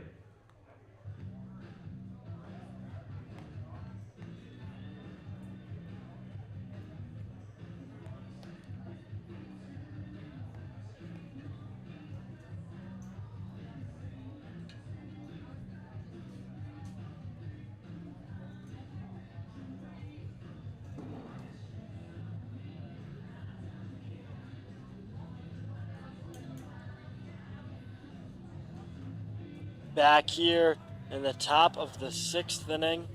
Hi everyone, Ryan Story alongside Luke Backman as the Doubledays are now up 3-0 over the Pioneers after a fantastic rally there in the bottom of the 5th. Now it's TJ Grimesti trying to bounce back the Pioneers into this ball game. Korzeniewski still on the mound as Grimesti bunts it, and it'll drop fair and roll foul. Good effort there from Grimesti. Just an unlucky bounce that rolls out of play. Great job by Anthony DeCesare, not picking up that ball immediately after it bounced, to realize they weren't going to be able to get Grimesti in case if that ball stays fair, so let it bounce and then go foul. So that's going to bring Grimesti right back up to the plate and have to do it all over again. 0-1 count for Korzeniewski as that pitch misses low. Korzeniewski still looking for his first strikeout of the night, has gone through the entire order twice already, still lacking a strikeout. Meanwhile, we saw the starting pitcher for the Pioneers, Garrett Roshan, strike out 6 Doubledays. As that one hit past the third baseman into right field, we saw the third baseman in Wortham couldn't get it, and that'll only turn into a single. Good stop there from Hardy to make it only a single, not an extra base hit. You got to give props to Bobby Hardy, hustling to that ball and firing it into the infield as Grimesti was out of the box thinking too, but because of the splendid defense out there in left field, Bobby Hardy is able to hold Grimesti only to a single. That could play huge here in this inning for the Doubledays. So great play from Bobby Hardy out there in left field. That's the 6th hit given up by the starting pitcher, Eric Korzeniewski, as that bunt attempt is fouled. Nice catch from the ball boy on the ricochet off the roof end. And Luke, you had mentioned it. The Doubledays, that play could be massive for the Doubledays, as it just being a single, not a double. The Pioneers don't need to get all their runs back here. Just getting even one run, breaking the shutout that Korzeniewski's been putting together would be huge for Elmira. That base between first and second could be the difference maker in this inning. However, Korzeniewski still has 3 more outs to get through. That pitch hit up high, and the bat flying out of his hands over towards the Doubledays dugout. The bat might have went further than the ball did. I think it did. Hey, if you're over there in the dugout for the Doubledays, got to keep your head on a swivel. Not only may a baseball come your way, but a baseball bat. Just letting go that one with Smith. Good thing that wasn't near really anybody. Just give a little scare and shock to everyone in that area. But hey, no one hurt. That's all that matters. Certainly is. 1-2 count, a runner on first. Cooper Smith up to bat. On deck, it's Brett Baker. Is 2 for 2 on the day. As that's going to be Grimacey taking off. And he gets there with ease as the ball got away from Anthony to Cesare. Yeah, it would have been tough because Grimacey does have nice speed for the Cesare. I want a pitch in the dirt, so it's going to be a hard transfer. In the case right there, not able to transfer as that one does get away from him. So runner on second here. Grimacey now takes sole lead of the Pioneers in overall season steals. Stolen bases, he now has 16, with the next highest is Aiden Grabowski at 15. They had entered tonight's contest evened up. Now 2 balls, 2 strikes after that foul ball. We're at 8:07 Eastern time. Thanks for sticking with us through this ball game. That pitch outside, that'll make it a full count with a base open on first and a runner on second. The huge pitch so far in this ball game right here. Korzeniewski trying to get out of this at bat, then try and get 2 more outs. Pioneers trying to get 2 runners on. And the payoff pitch misses just inside. The umpire looked at that one for a while, going to judge that it missed the zone, and Cooper Smith will take first. Looks like we're going to see Eric Korzeniewski in some early trouble with no outs on the board. That's a really good pitch from Korzeniewski right there. Just not able to get the call as Matt Petrosi is going to make a walk out to the mound. As I see an arm warming in the bullpen, but you wonder if it's going to be a quick pull as the arm just got up to a start tossing around. So might still be Korzeniewski, just a mound visit from Petrosi. We'll have to see. It could still be Korzeniewski, but the next 2 batters, Brett Baker and Carl Wagner, have had Korzeniewski's number all night, a combined 3 for 3 with a walk between the 2 of them. Both gotten on base every single time. So the Pioneers have had success with these next 2 batters. Korzeniewski is going to need to change that trend. With runners on first and second, no outs, the tying run would be this upcoming batter in Brett Baker. That's a great point because I think Korzeniewski has pitched a really nice game so far here tonight, and he deserves the right to continue this ball game. But I think Matt Petrosi doing the smart thing, especially with these next 2 batters, as you noted in Baker and Wagner. Hey, just go talk to Korzeniewski how they want to approach not only Baker at the plate now, but Wagner on deck, because these 2 have been able to find their way on against Korzeniewski, trying to get yourself out of this inning with as limited damage as you can. So I think a smart move right there from Petrosi to talk to the pitcher. One thing Korzeniewski could really use here, a strikeout, one that he hasn't been able to find all day, as Baker can't connect on the bunt attempt. It's funny, with Baker's success, like, I understand the smart baseball play is for him to bunt, get the runners over a base to second and third, but I'd have a hard time if I was a manager taking the bat out of his hands with the way he's been swinging, especially against Korzeniewski here tonight. And especially with the types of singles that they've been, they haven't been lucky. They've been very consistent bloopers into the outfield that have all been nice, solid, and very easily redoable singles. 1-1 count to Brett Baker after he let that ball go outside for ball number 1. As the 1-1 pitch misses outside yet again.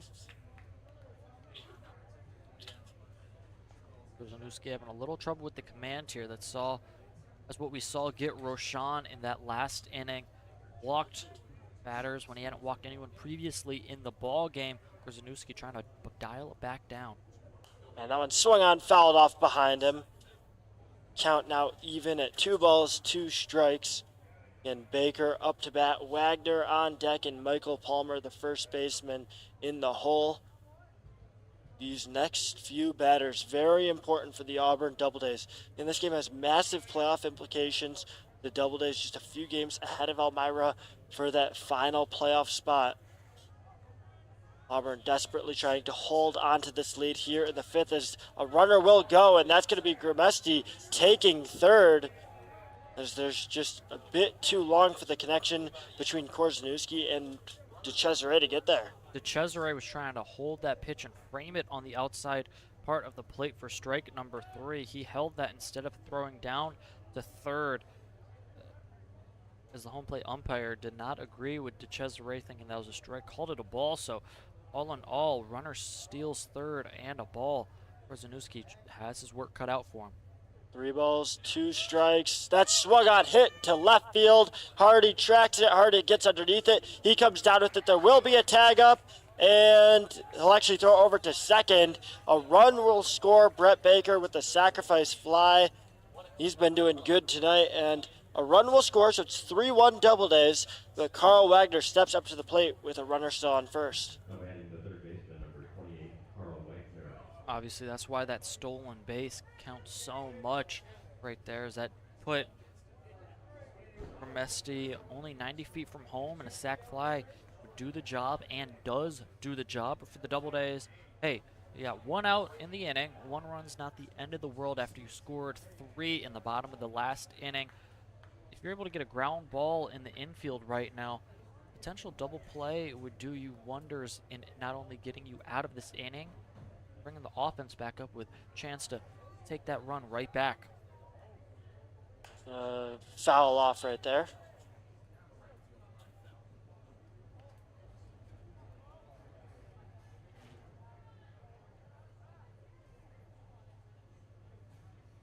It's an 0-1 count.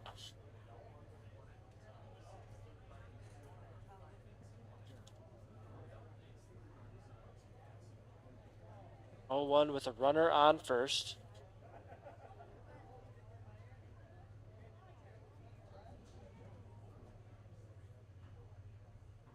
As the pitch misses outside.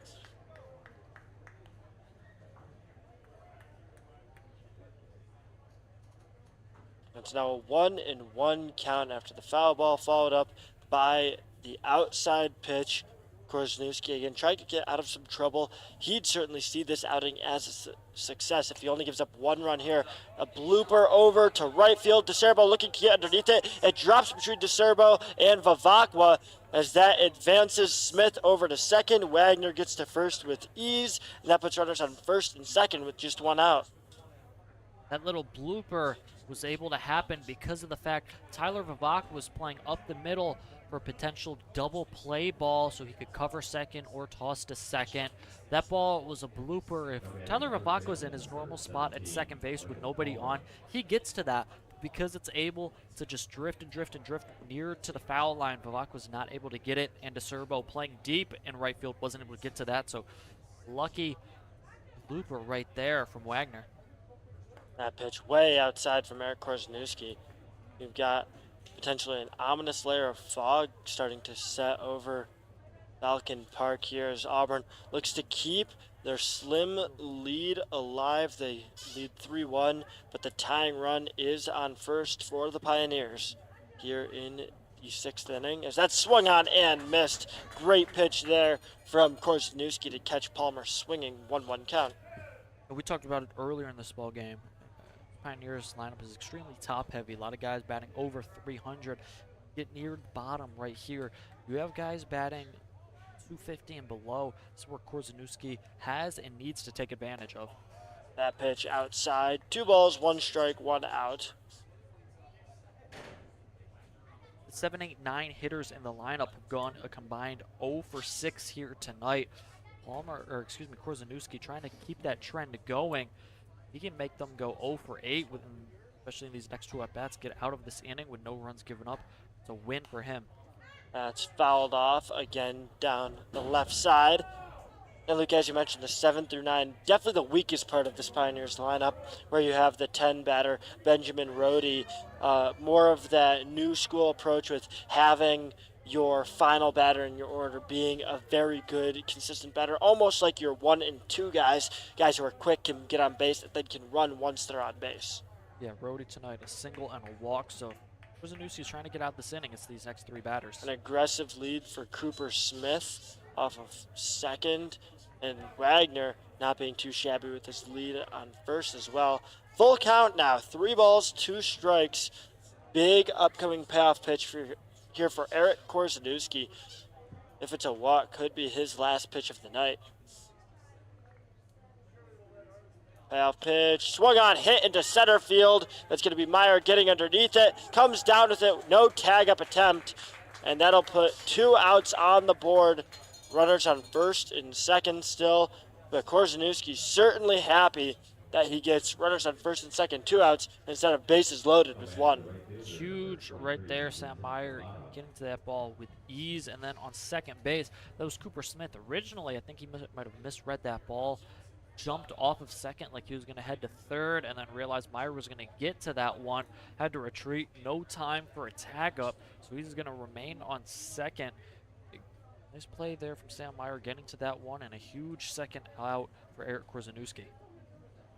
And that will bring up Vincent Favada, who, as I mentioned earlier this contest, just a 167 batting average, and he hasn't done anything to help that, going 0 for 2 so far today.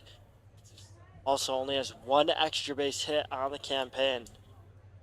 So if Korzeniowski can get out of this inning, I imagine this would be his last inning of work, barring a surprising decision from manager Matt Petrosi. Would certainly be a success, making it through this tough Pioneers lineup through 6 innings, just 1 run given up. That pitch inside has to get through Favada first. Yeah, if Korzeniowski gets through this batter here in Favada, that's a win on the mound for Korzeniowski. He's pitched phenomenally, but still needs 1 more out to close the book. 1-0, swung on, fouled off.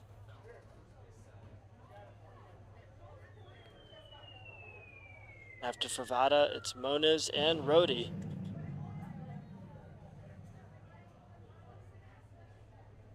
We're here in the top of the 6th inning. It's a 3-1 ball game.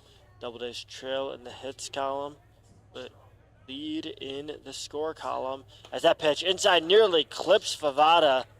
Instead, it'll just make the count 2 balls, 1 strike.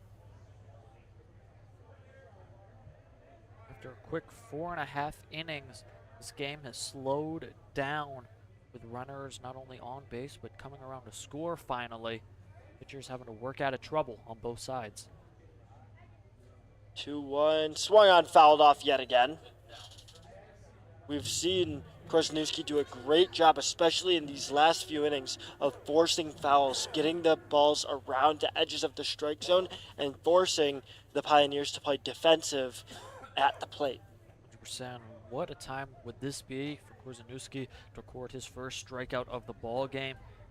2 strikes, trying any way to get this final out in the inning. And time called by the batter in Favada. Needs to readjust after fouling off 2 of the 4 pitches he's seen this at-bat.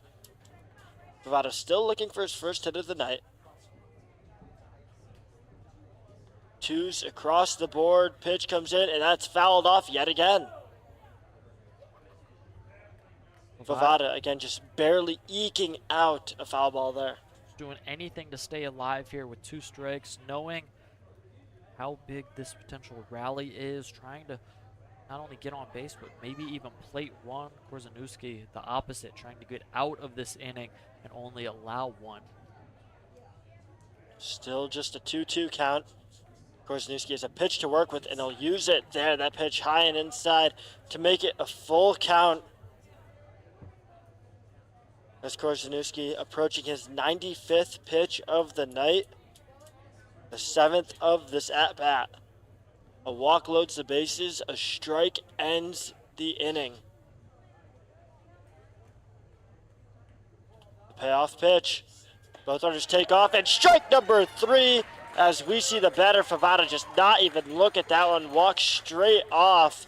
And a great final pitch there, potentially final pitch from Eric Korzeniewski, gets his first punch out of the outing and sends the Pioneers home with just 1 run there in the top of the 6th inning. We'll see how the Doubledays respond when we're back here in the bottom of the inning.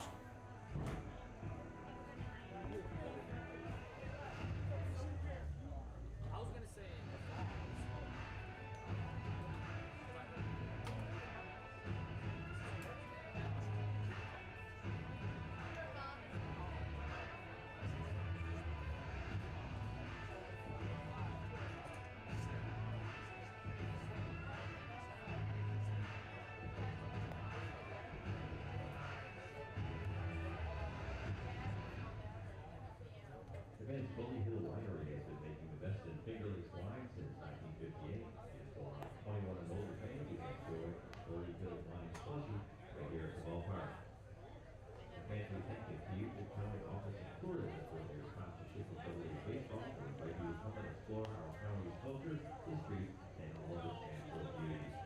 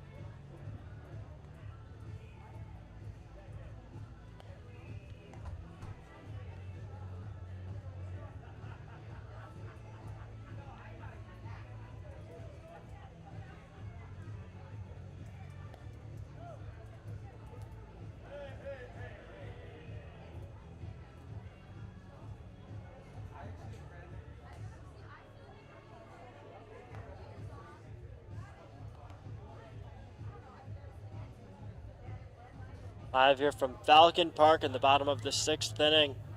The Doubledays escaped some traffic in the top half of the 6th.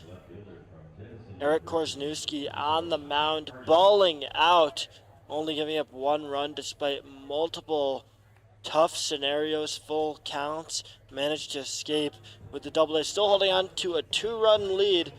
Bobby Hardy, the batter in the 2-hole, stepping up to the plate as it's Hardy, Gialucci, and DeCesare going against Pioneers relief pitcher Bobby Boying. That one, first pitch hit past the third baseman Wagner. Grabowski throws it over to first, can't get it even close in time. Hardy makes it to first with ease. His first hit of the night. Great start to the inning for the Doubledays and Bobby Hardy.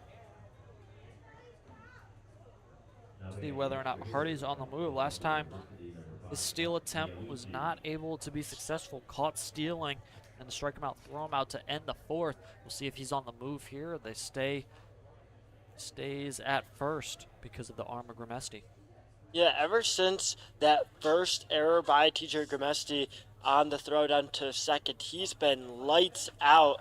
A great throw to Nab, as there's a swing and a miss. A great throw to Nab Hardy last time, and also nearly had another great throw on a stolen base by the Doubledays, and just a little bit of a miscommunication or a mistranslation over to the throwing hand of the second baseman as that pitch misses high and outside.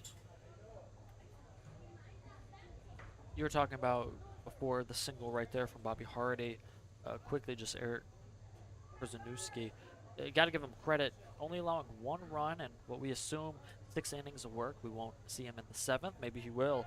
And that's going to be Hardy taking off. It won't matter, though, because that ball hits Gialucci right in the back.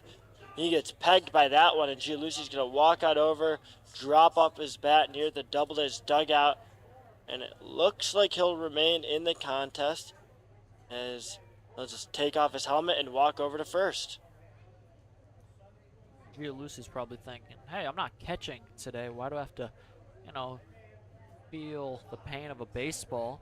Obviously, the extra hitter in tonight's contest, so thought he had the night off, but I guess pitchers always attract spare, baseballs. Yeah, the Doubledays have worn 3 baseballs this game. 2 hit by pitches from Roshan. Boying hitting his first batter of the night. That'll bring up Anthony DeCesare.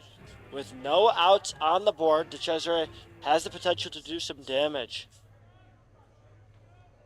Boying in his first jam only had to deal with 1 batter in his first inning of the night. Stepped in replacement of starting pitcher Garrett Roshan, forced Tyler Vivacqua to fly out. Now in his first full inning of work, has given up 2 base runners, no outs. And it's a quick 2-0 count against DeCesare. Good stop there from Grimacey, not letting that ball get past him. That's what I like to see from the Doubledays, working long and good counts against opposing pitching. That's exactly what DeCesare is doing. Got 2 on, nobody out already to start the bottom of the 6th. 2-0 count.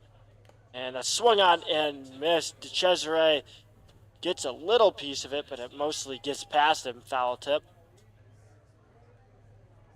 Still in a hitter's count, though, 2-1. I like the aggressive swing from DeCesare. See what he does on 2-1.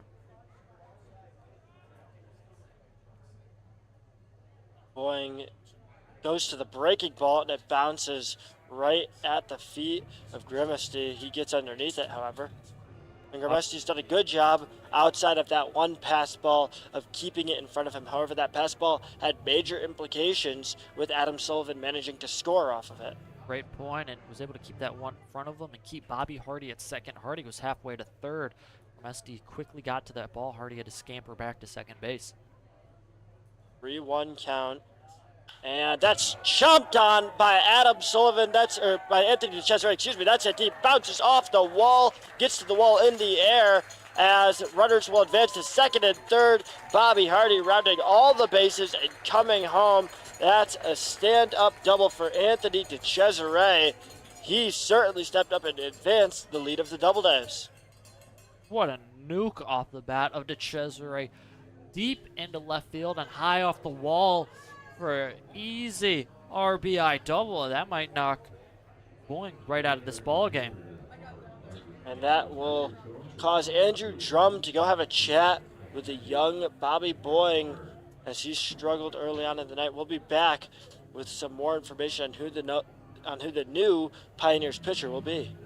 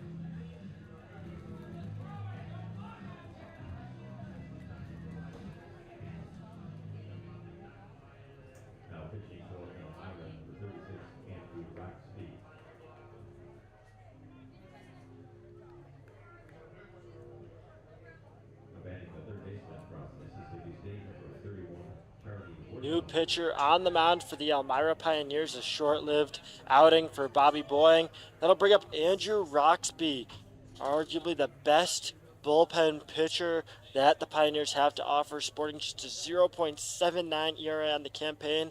This is his 7th appearance. Also sports a 1-0 record through 11 1/3 innings. That first pitch to Charlie Wortham is high. Yeah, Pioneers needing Roxby to come in here and cool the bats of the Doubledays, which have come alive this last inning and a half right now. That one's high for ball 2. Quick 2-0 count to Wortham with runners on both second and third, thanks to that double into left field from Anthony DeCesare that already drove in 1 run. The Doubledays lead by 3 right now, already matching the 1 run that the Pioneers scored in the top half of the inning. That pitch misses outside, so it's a quick 3-0 count.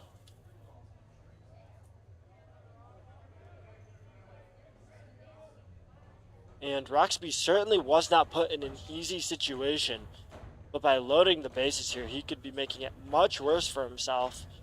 Just 1 ball away from doing that. As that pitch catches the outside part of the zone, 76 mile per hour breaking ball that slots right in there.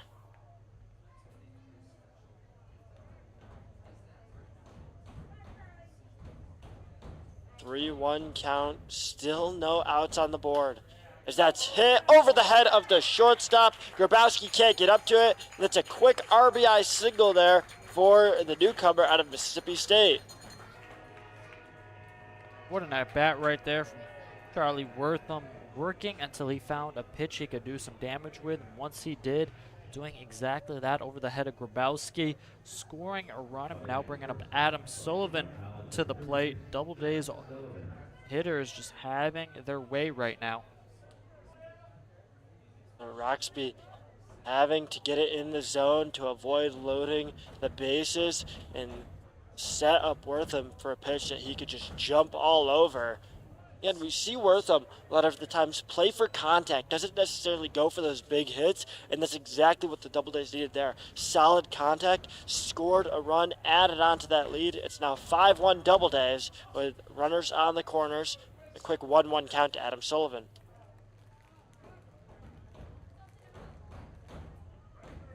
Wortham on first, to Cesare on third.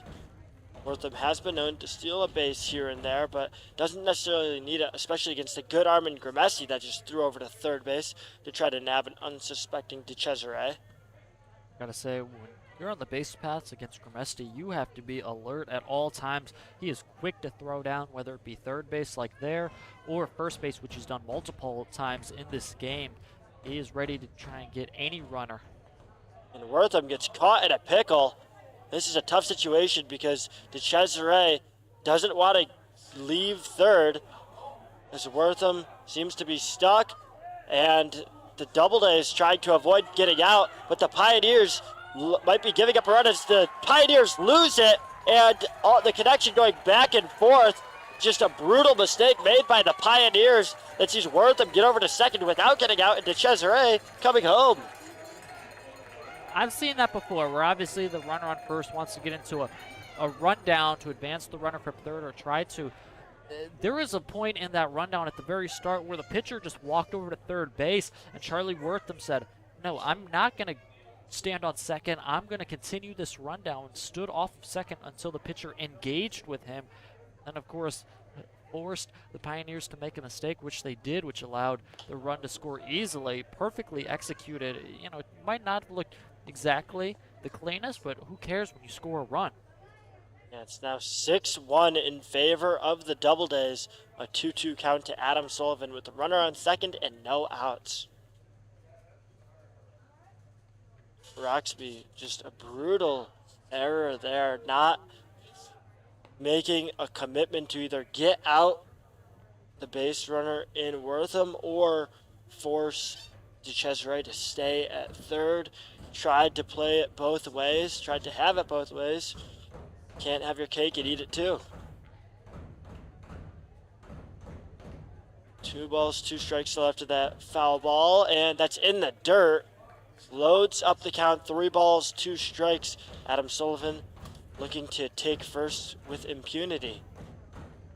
What a stop by TJ Gramesti there. We've highlighted his defense behind the plate, showing another highlight there, not allowing that ball to get past him and a runner to advance. And the payoff pitch scooped into left field, and Sullivan gets another base hit, and that will score Wortham from second, and Sullivan will advance all the way over to second himself. Right there, Sullivan trading spots with Charlie Wortham. Immediately off the crack of the bat was on the move. Matt Petrosi, knowing Wortham with his speed, was coming around third to score. Does so easily, and Sullivan on the throw advances to second. Doubleday's offense is cooking right now. Auburn sporting a 7-1 lead with Adam Sullivan still at second. That was Charlie Wortham who just scored that last run. Gianni DeSerba up to bat, pops that butt attempt up, gets behind him though. He'll live to see another day, a 1 count. Still nobody out in the inning right now for the Doubledays.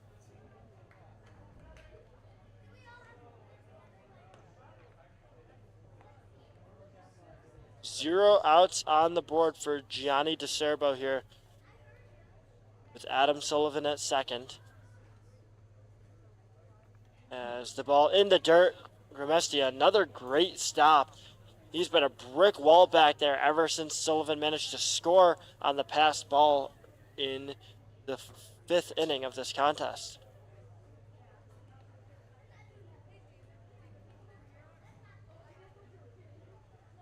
One count as the second baseman returns to his normal nesting spot. Moniz retreating after being available in case they do want to attempt to pick off Sullivan. It's now a 2-1 count to Gianni DeSerbo. Doubleday is up 7-1, but looking around the league right now, the Jamestown Tarp Skunks are up 3-1 in the top of the 9th against the Niagara Falls Americans. So as the pitch is high and inside for ball number 3. If that score holds and the score here holds, that means Auburn could actually jump Jamestown and take over that 3rd spot in the West Division, as we'll be score watching the rest of this season coming down to the wire. So right now, and that ball gets past the catcher Gramesti. As I mentioned, he was a brick wall. Well, not only will that advance DeSerbo to first on the walk, but Sullivan will take third on the wild pitch. Doubledays catching all the breaks here in the bottom of the 6th inning. As Pioneer pitching having trouble not only throwing strikes, but haven't recorded an out this inning. We've only seen Roxby give up 1 earned run all season. And with the Pioneers having already given up 4 this inning, obviously some of those will be credited to Bobby Boying. But it looks like Roxby's streak of not having a blow-up game is coming to an end as that first pitch in their first strike.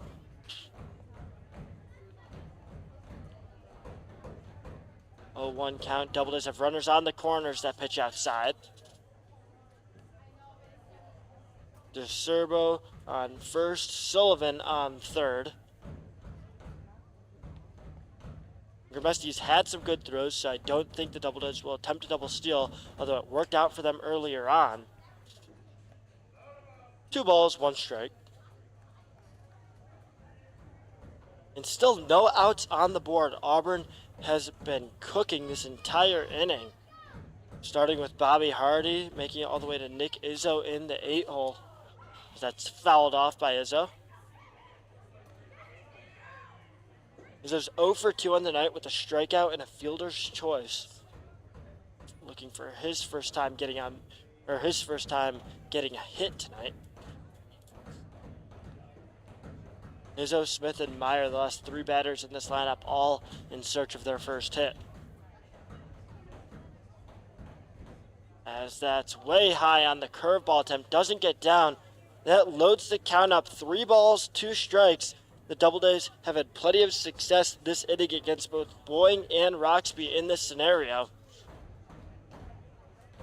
Izzo stepping back in, looking to make it go in his favor. Payoff pitch, fouled off by Izzo. Love to see Izzo making Roxby work, not allowing him a full count. You're not just going to float one over the plate. I'm going to be defending, and good job by Izzo defending the box, staying alive. Izzo, as a reliever, averages over a strikeout per inning of work. Still looking for his first of the night, still looking for his first out, but won't get it there as that pitch is high. Ball number 4 moves Izzo to first, moves to Serbo to second, and loads the bases yet again.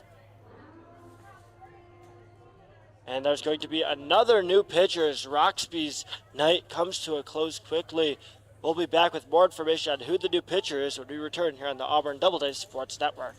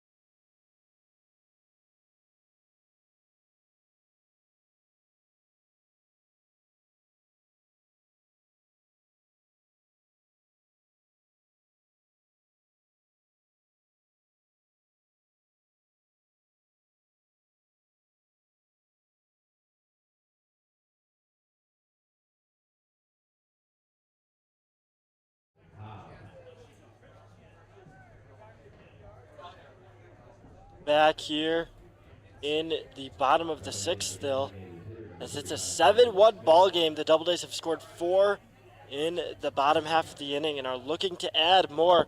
New pitcher on the mound for the Pioneers. Michael Cobb replaces Andrew Roxby after Roxby couldn't get a single out. Allowed 2 hits, gave up 2 walks, and Pioneers manager Andrew Drum decided that was the end of the night for the reliever. Not a good sign when before he even throws a pitch, Michael Cobb has to bring the catcher out to have a conversation with him. Michael Cobb, this will be his 6th appearance, 10.80 ERA in 6.2 innings, giving up 9 runs and 12 hits, walking 3, only striking out 5. So Doubledays looking to take advantage of the southpaw. Especially with bases loaded. That first pitch, however, in there for strike number 1. 79-mile-per-hour pitch. Brendan Smith at the plate, 0 for 2 on the night, looking to turn his fortunes around. That swung on, fouled off. He falls by nearly 0-2.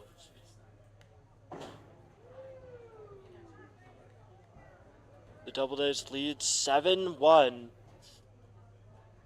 but no outs, bases loaded. Certainly wanted to add on to that lead.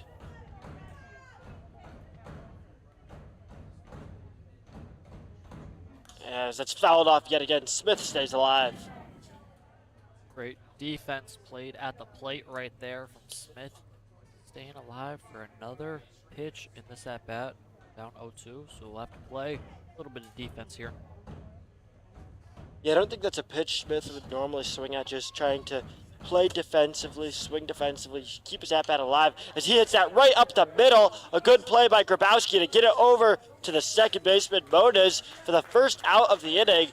However, that will advance, Smith over to first, DeSerbo to third, and Adam Sullivan home for the RBI out.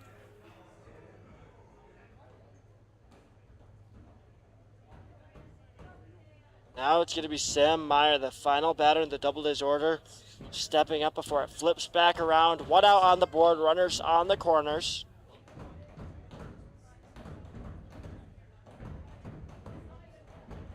Smith on first, DeSerbo on third, pitch in there, strike number 1.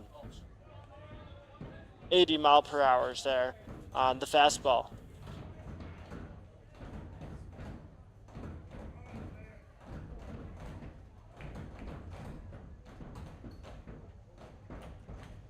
That was the first out of the inning recorded from the Pioneers. Breaking ball can't catch the outside part of the plate. One's across the board, 1 ball, 1 strike, 1 out. However, there's 2 runners on in this 8-1 ball game. There's a pickoff thrown from Cobb over to Palmer to try to nab Smith. Smith back there with ease.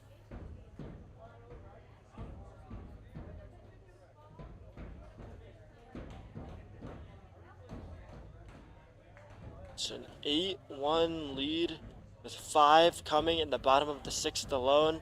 We've seen 3 pitchers going for the Pioneers as that's scooped up into center field.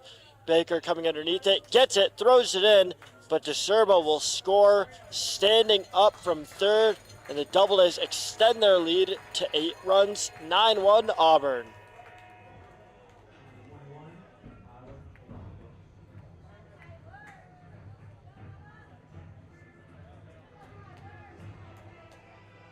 Meyer with the sacrifice fly brings up Tyler Vivacqua.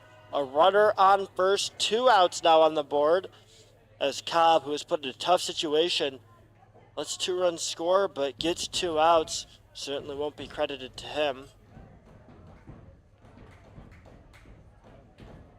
Vivacqua 0 for 3 on the night so far. That's fouled off.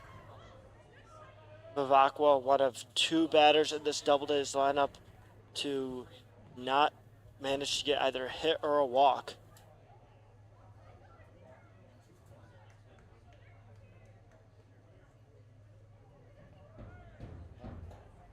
Vivacqua, after fouling that one off, trails in the count 0-1 and lets that one drop. The breaking ball, beautiful, slotting in there, 69 miles per hour.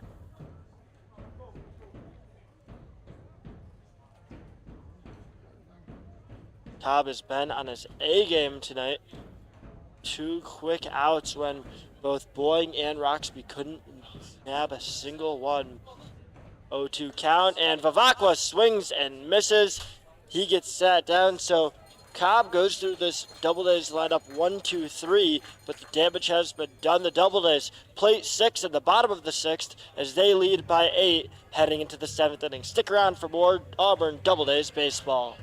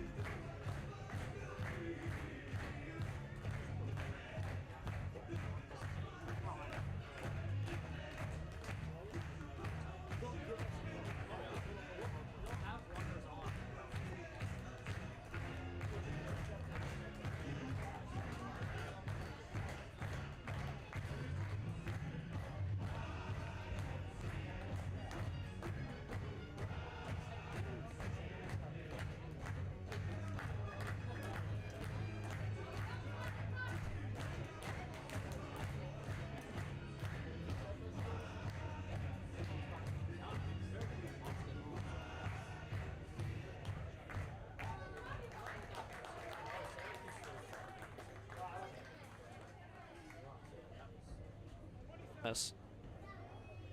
9-1 ball game. We're back here in the top of the 7th inning. Ryan Story alongside Luke Backman. The Doubledays put together a 6-run rally in the bottom of the 6th.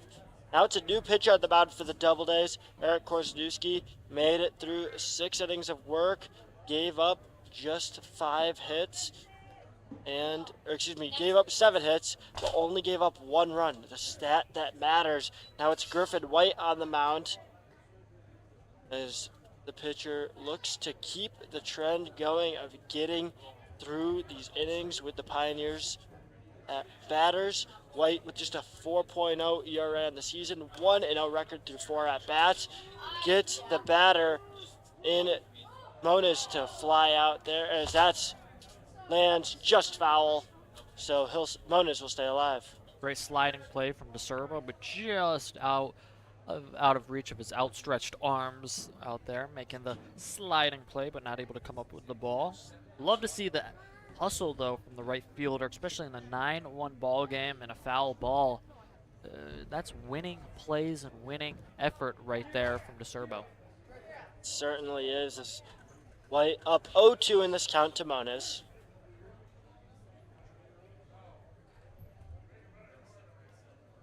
White's 0-2 pitch going to be hit past Vavakwa, who laid out for it, went full 180 degrees.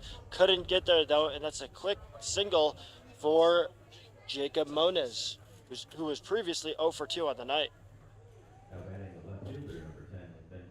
That'll bring up Benjamin Rohde, who's gotten on base both times tonight, a single and a walk. Rohde on the campaign, second on the team in batting average with .350.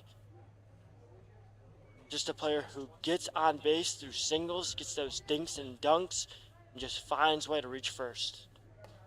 That pitch inside, ball number 1.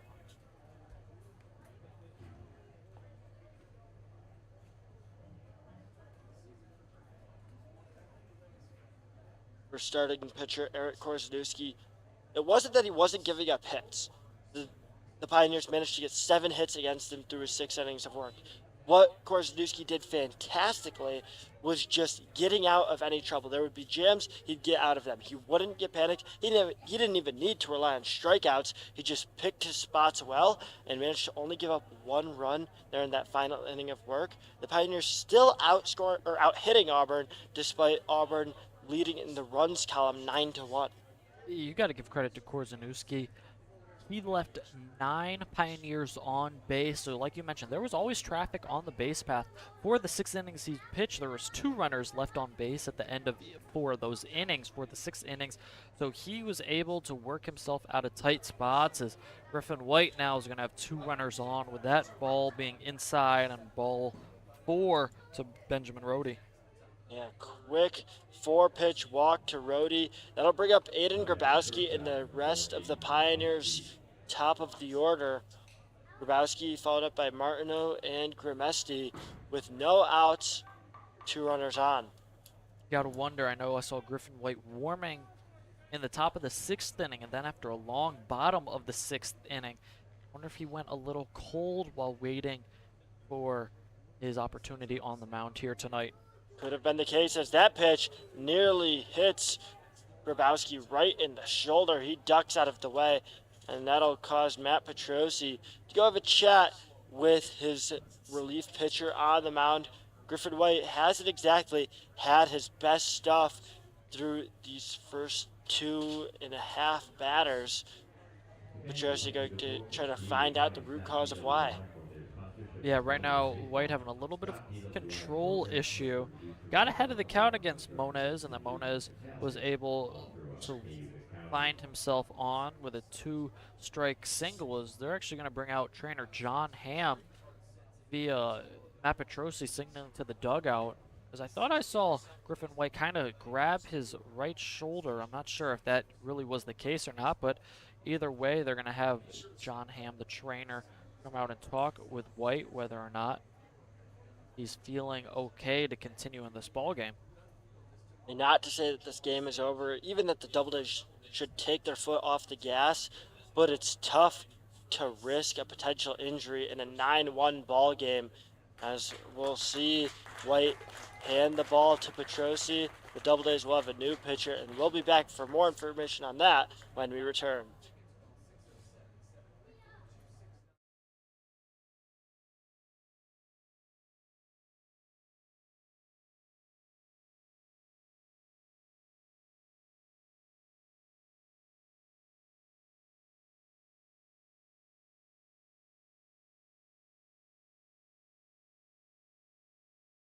While we have a pitching change, I want to thank some of our sponsors for helping making Doubleday Baseball a possibility. A&M Graphics, Auburn Orthopedic Associates, Aflac, Auburn Bagel, Auburn Public Theater and Cafe 108, Auburn Community Hospital, Auburn Fire Department, Auburn BID, BOCES, Buffalo Wild Wings, Bully Hill Winery, Casella, Cayuga, Community College, Cayuga County Stop, DWI, Cayuga Tourism, Cayuga County District Attorney, Sheriffs, and Auburn Police Department, Kamung Canal Trust Company, Classic Cones, Coffee Host, Chrysanthia, Dick's Sporting Goods, Dunkin' Donuts, MCOM, Fastenal, Grimsley Agency, Hematology Oncology Association, Hershey's Ice Cream, Hoffman Sausage, Honey-Do List, Jacob's Press, Kane S. Car Wash, Kanga Roofing, Costas, Ellen B. Bank, Dan Marion Roofing, Mark's Pizzeria, MCV Law, Mesa Grande, Mid-State Mutual, Mr. Pizza, New York Environmental Protection Fund, Pavlos, Planet Fitness, RJ Jeweler, Salvation Army, Seneca Stone, Snappers, Swifties, Thompson's Trust, Tradition Automotive Group, Unity House, Wegmans, Wendy's, and finally White Beverage, as we want to thank all of those and everybody who makes it out to Falcon Park for helping make Doubledays Baseball a possibility and reality here in the summertime.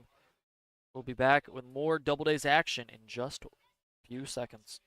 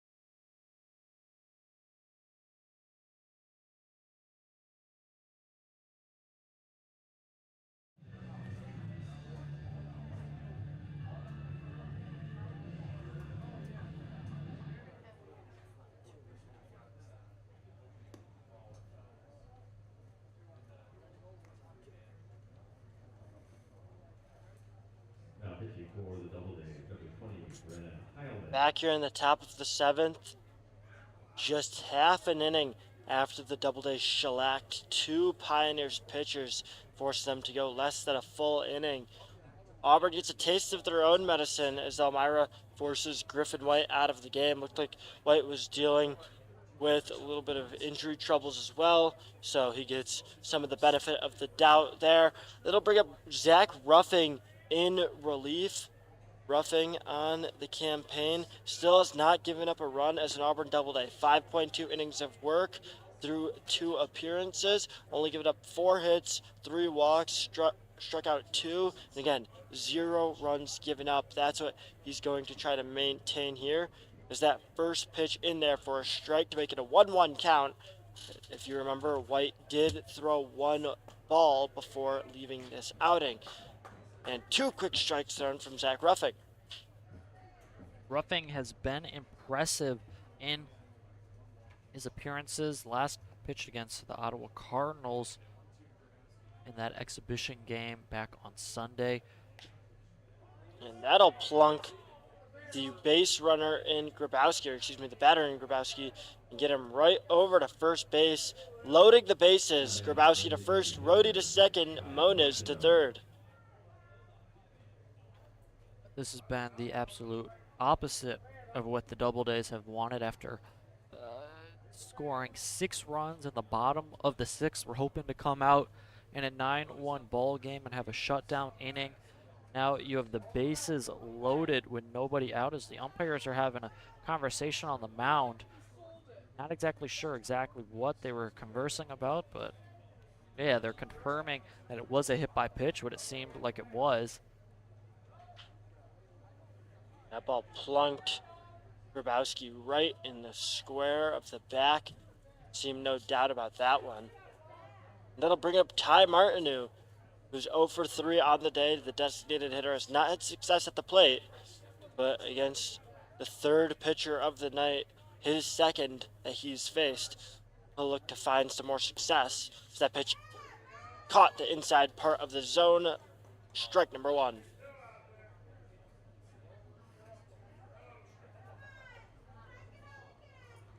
Doubledays still have a commanding lead, 9-1 obviously, but and that pitch will get away, and actually that will hit the batter.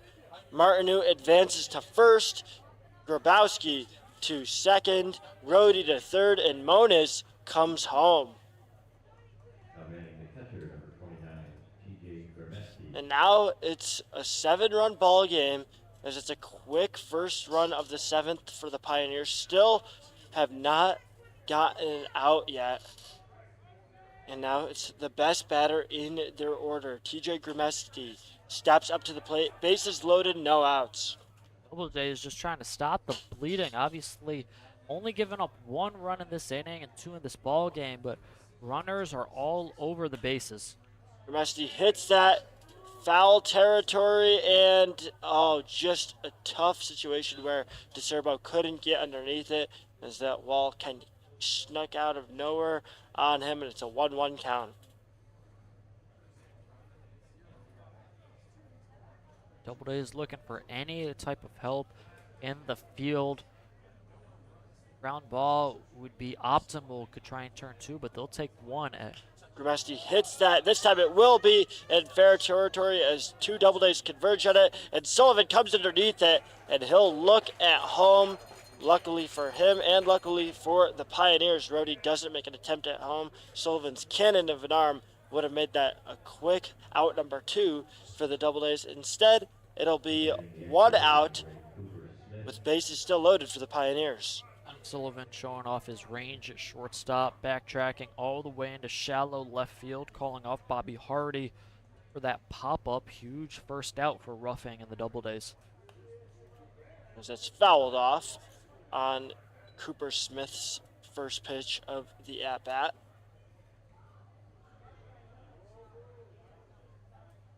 Smith going against Roughing, who hit the first 2 batters that he faced, forced a pop-out to the Pioneers' best hitter in TJ Grimesti. Now has worked his way to a 1-1 count against Cooper Smith with an out on the board.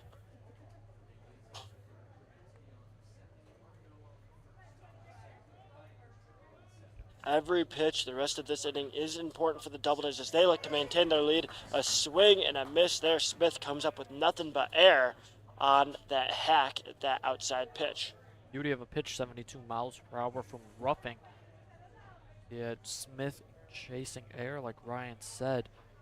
Now up in the count, 1-2. 1-2 pitch, and Smith doesn't chase there on the low and away pitch from Roughing.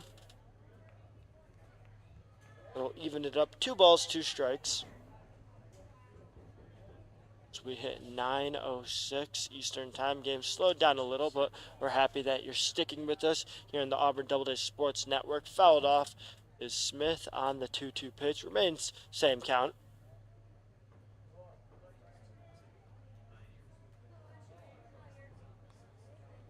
Any base hit scores runs. Any walk scores runs. Hit by pitch scores runs. As that's hit deep into center field. Meyer looking to get underneath it. Tracks it. Gets underneath it. Grabs it. 2 tag ups. And we'll see the Pioneers advance home and over to third.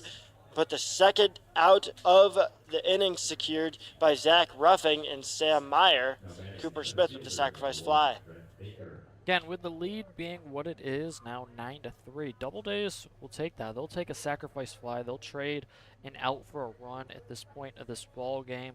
Good job, Sam Meyer, tracking that one, going back on his back foot to his right-hand side, finding that one in center field for out number 2. Now, runners on the corners, but Doubledays 1 out away from getting out of this nightmare inning. Brett Baker hits it over to Wortham, and the throw from Wortham is good. Izzo with the nice pick to end the inning. There's Brett Baker up, who was 2 for 3 with a sacrifice fly being the lone blemish, and that's going to be Ruffing getting out of there like a breeze, out of the tough situation. 9-3 Doubledays when we return here in the bottom of the 7th inning. Veterans, we ask that you please stand and join Kira Dominic in the singing of God Bless America.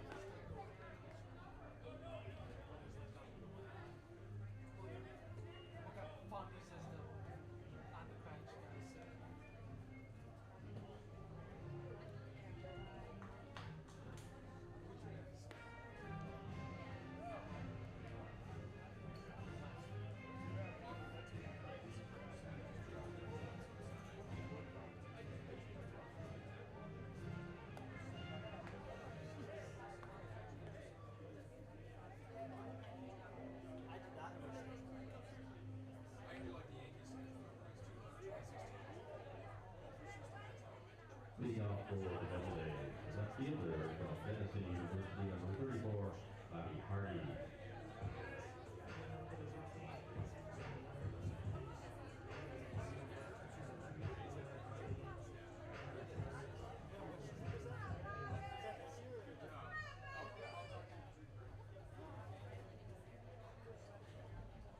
Back here in the bottom of the 7th. As the Doubledays lead 9-3. It's getting a bit smoky here at Falcon Park. The Doubledays leading 9-3, however. Still going to be Michael Cobb on the mound, as he got 3 quick outs in the Doubledays end to their 6-run rally in the 6th. Bobby Hardy hits it right over to the third baseman. That's swallowed up by the third baseman in Carl Wagner. Fantastic play. to get a quick first out. That brings Mark Gialucci up to bat. Gialucci 0 for 2 on the night. Got hit by a pitch in his last at bat. Managed to come around and score after that.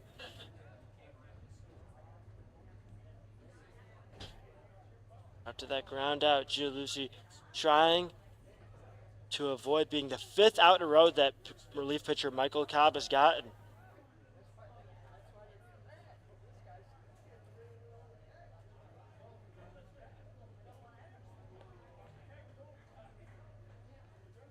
One 0 count.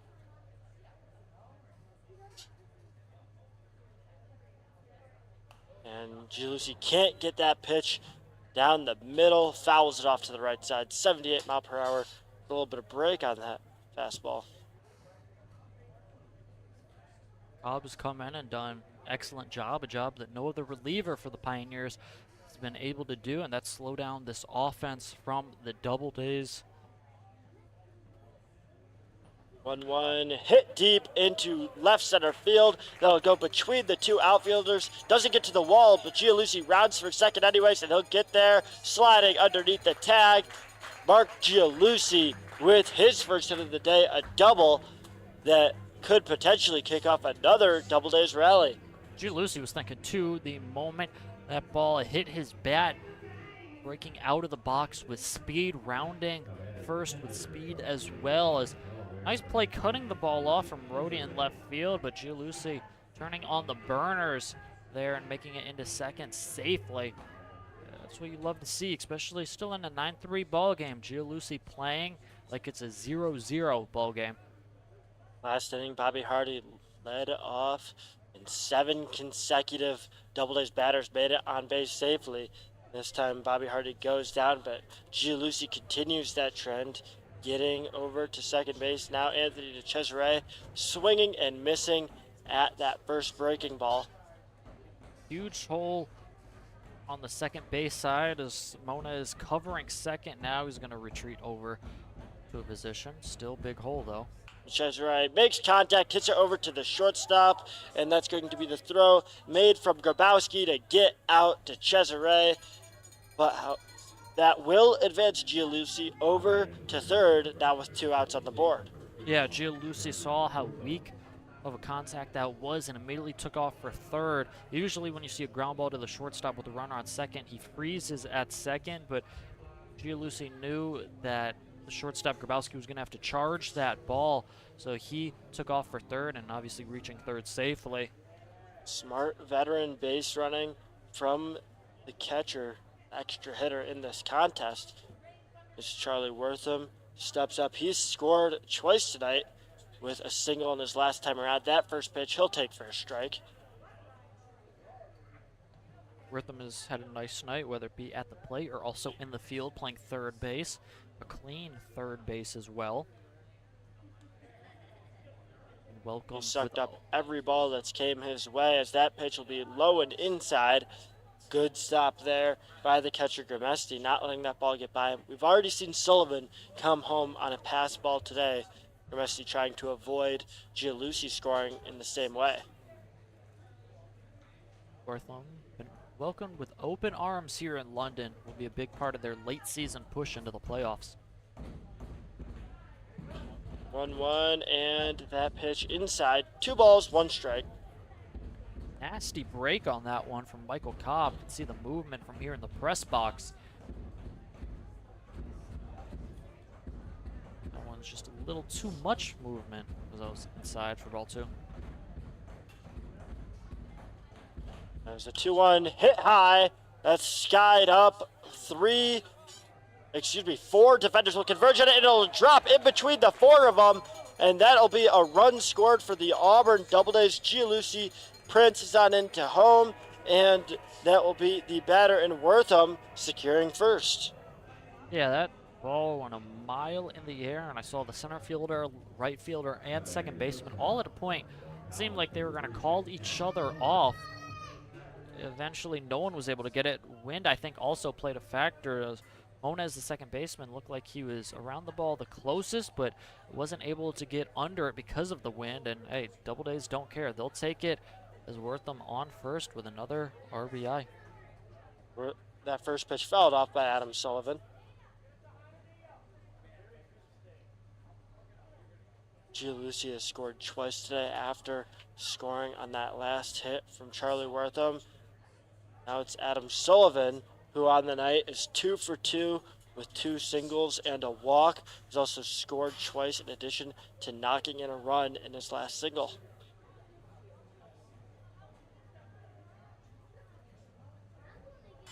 Two outs on the board, 0-1.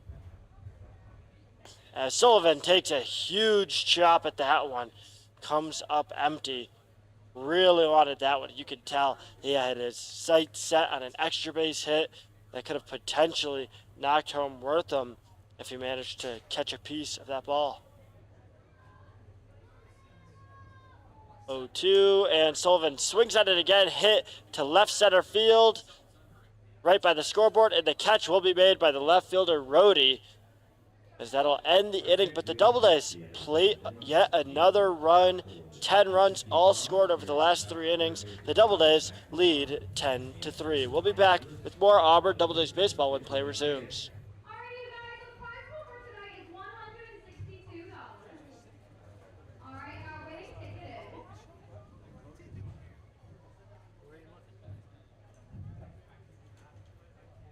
482-945.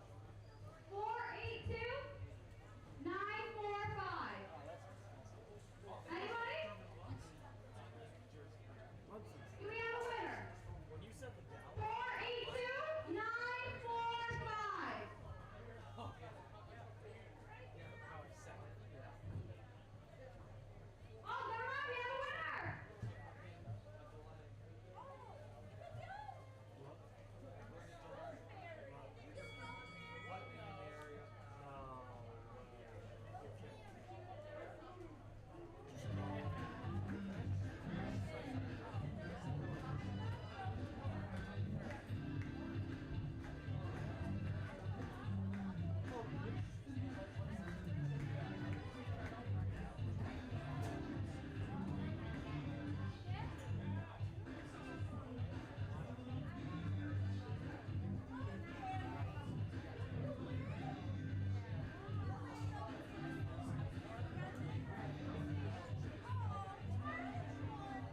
Okay, we're in a weather delay right now. There's lightning in the area, so we are in a weather delay. We're on hold for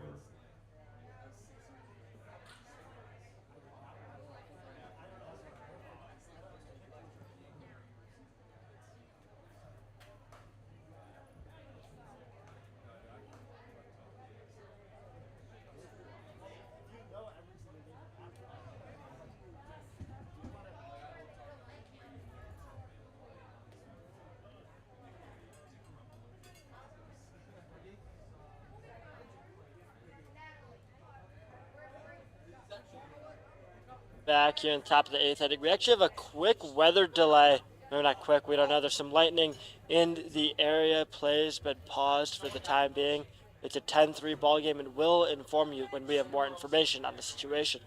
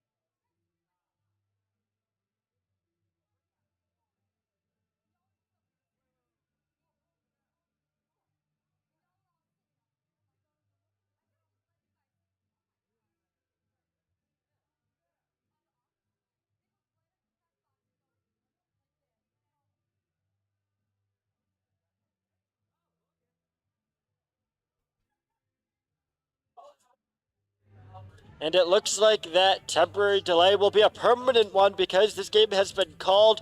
Auburn Doubledays will secure a 10-3 win and one that has huge playoff implications for the Auburn Doubledays. Looking at the current standings, heading into this contest, the Doubledays trailed Jamestown and Niagara Falls by a few games. Now, just half a game back of both teams after Jamestown managed to beat Niagara Falls.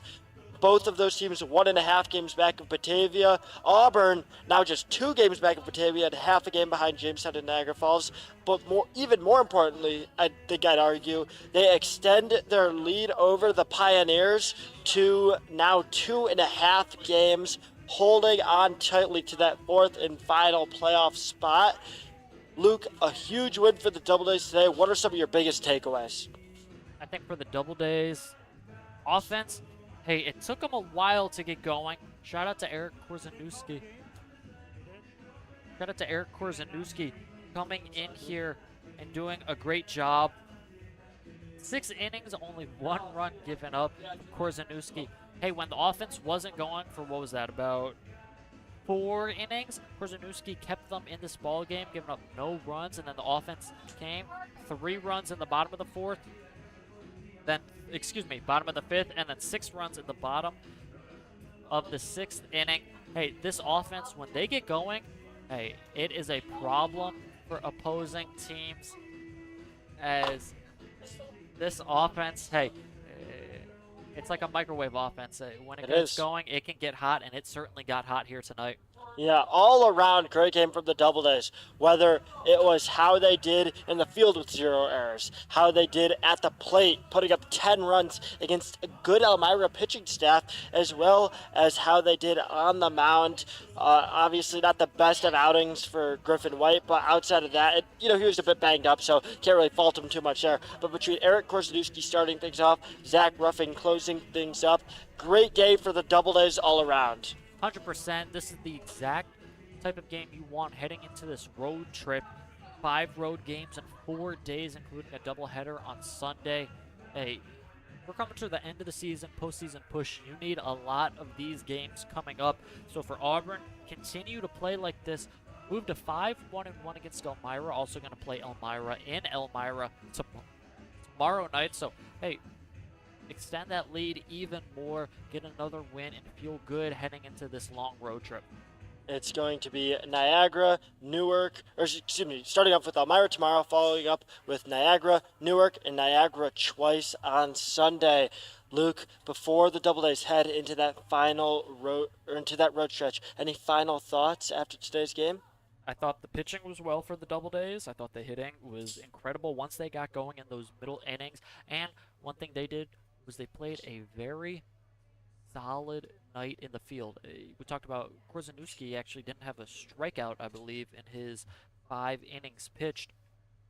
That means all the outs were from the defense. They played a clean ball game. We've seen it in the past. The defense has come back to bite them as they've given up runs via errors and different mistakes. Tonight, that was not the case. Played a great defensive ball game when they needed to, when the offense wasn't getting going, and then when the offense got going, hey, it certainly got going. So overall, thought a clean game for the Doubledays, exactly what you want.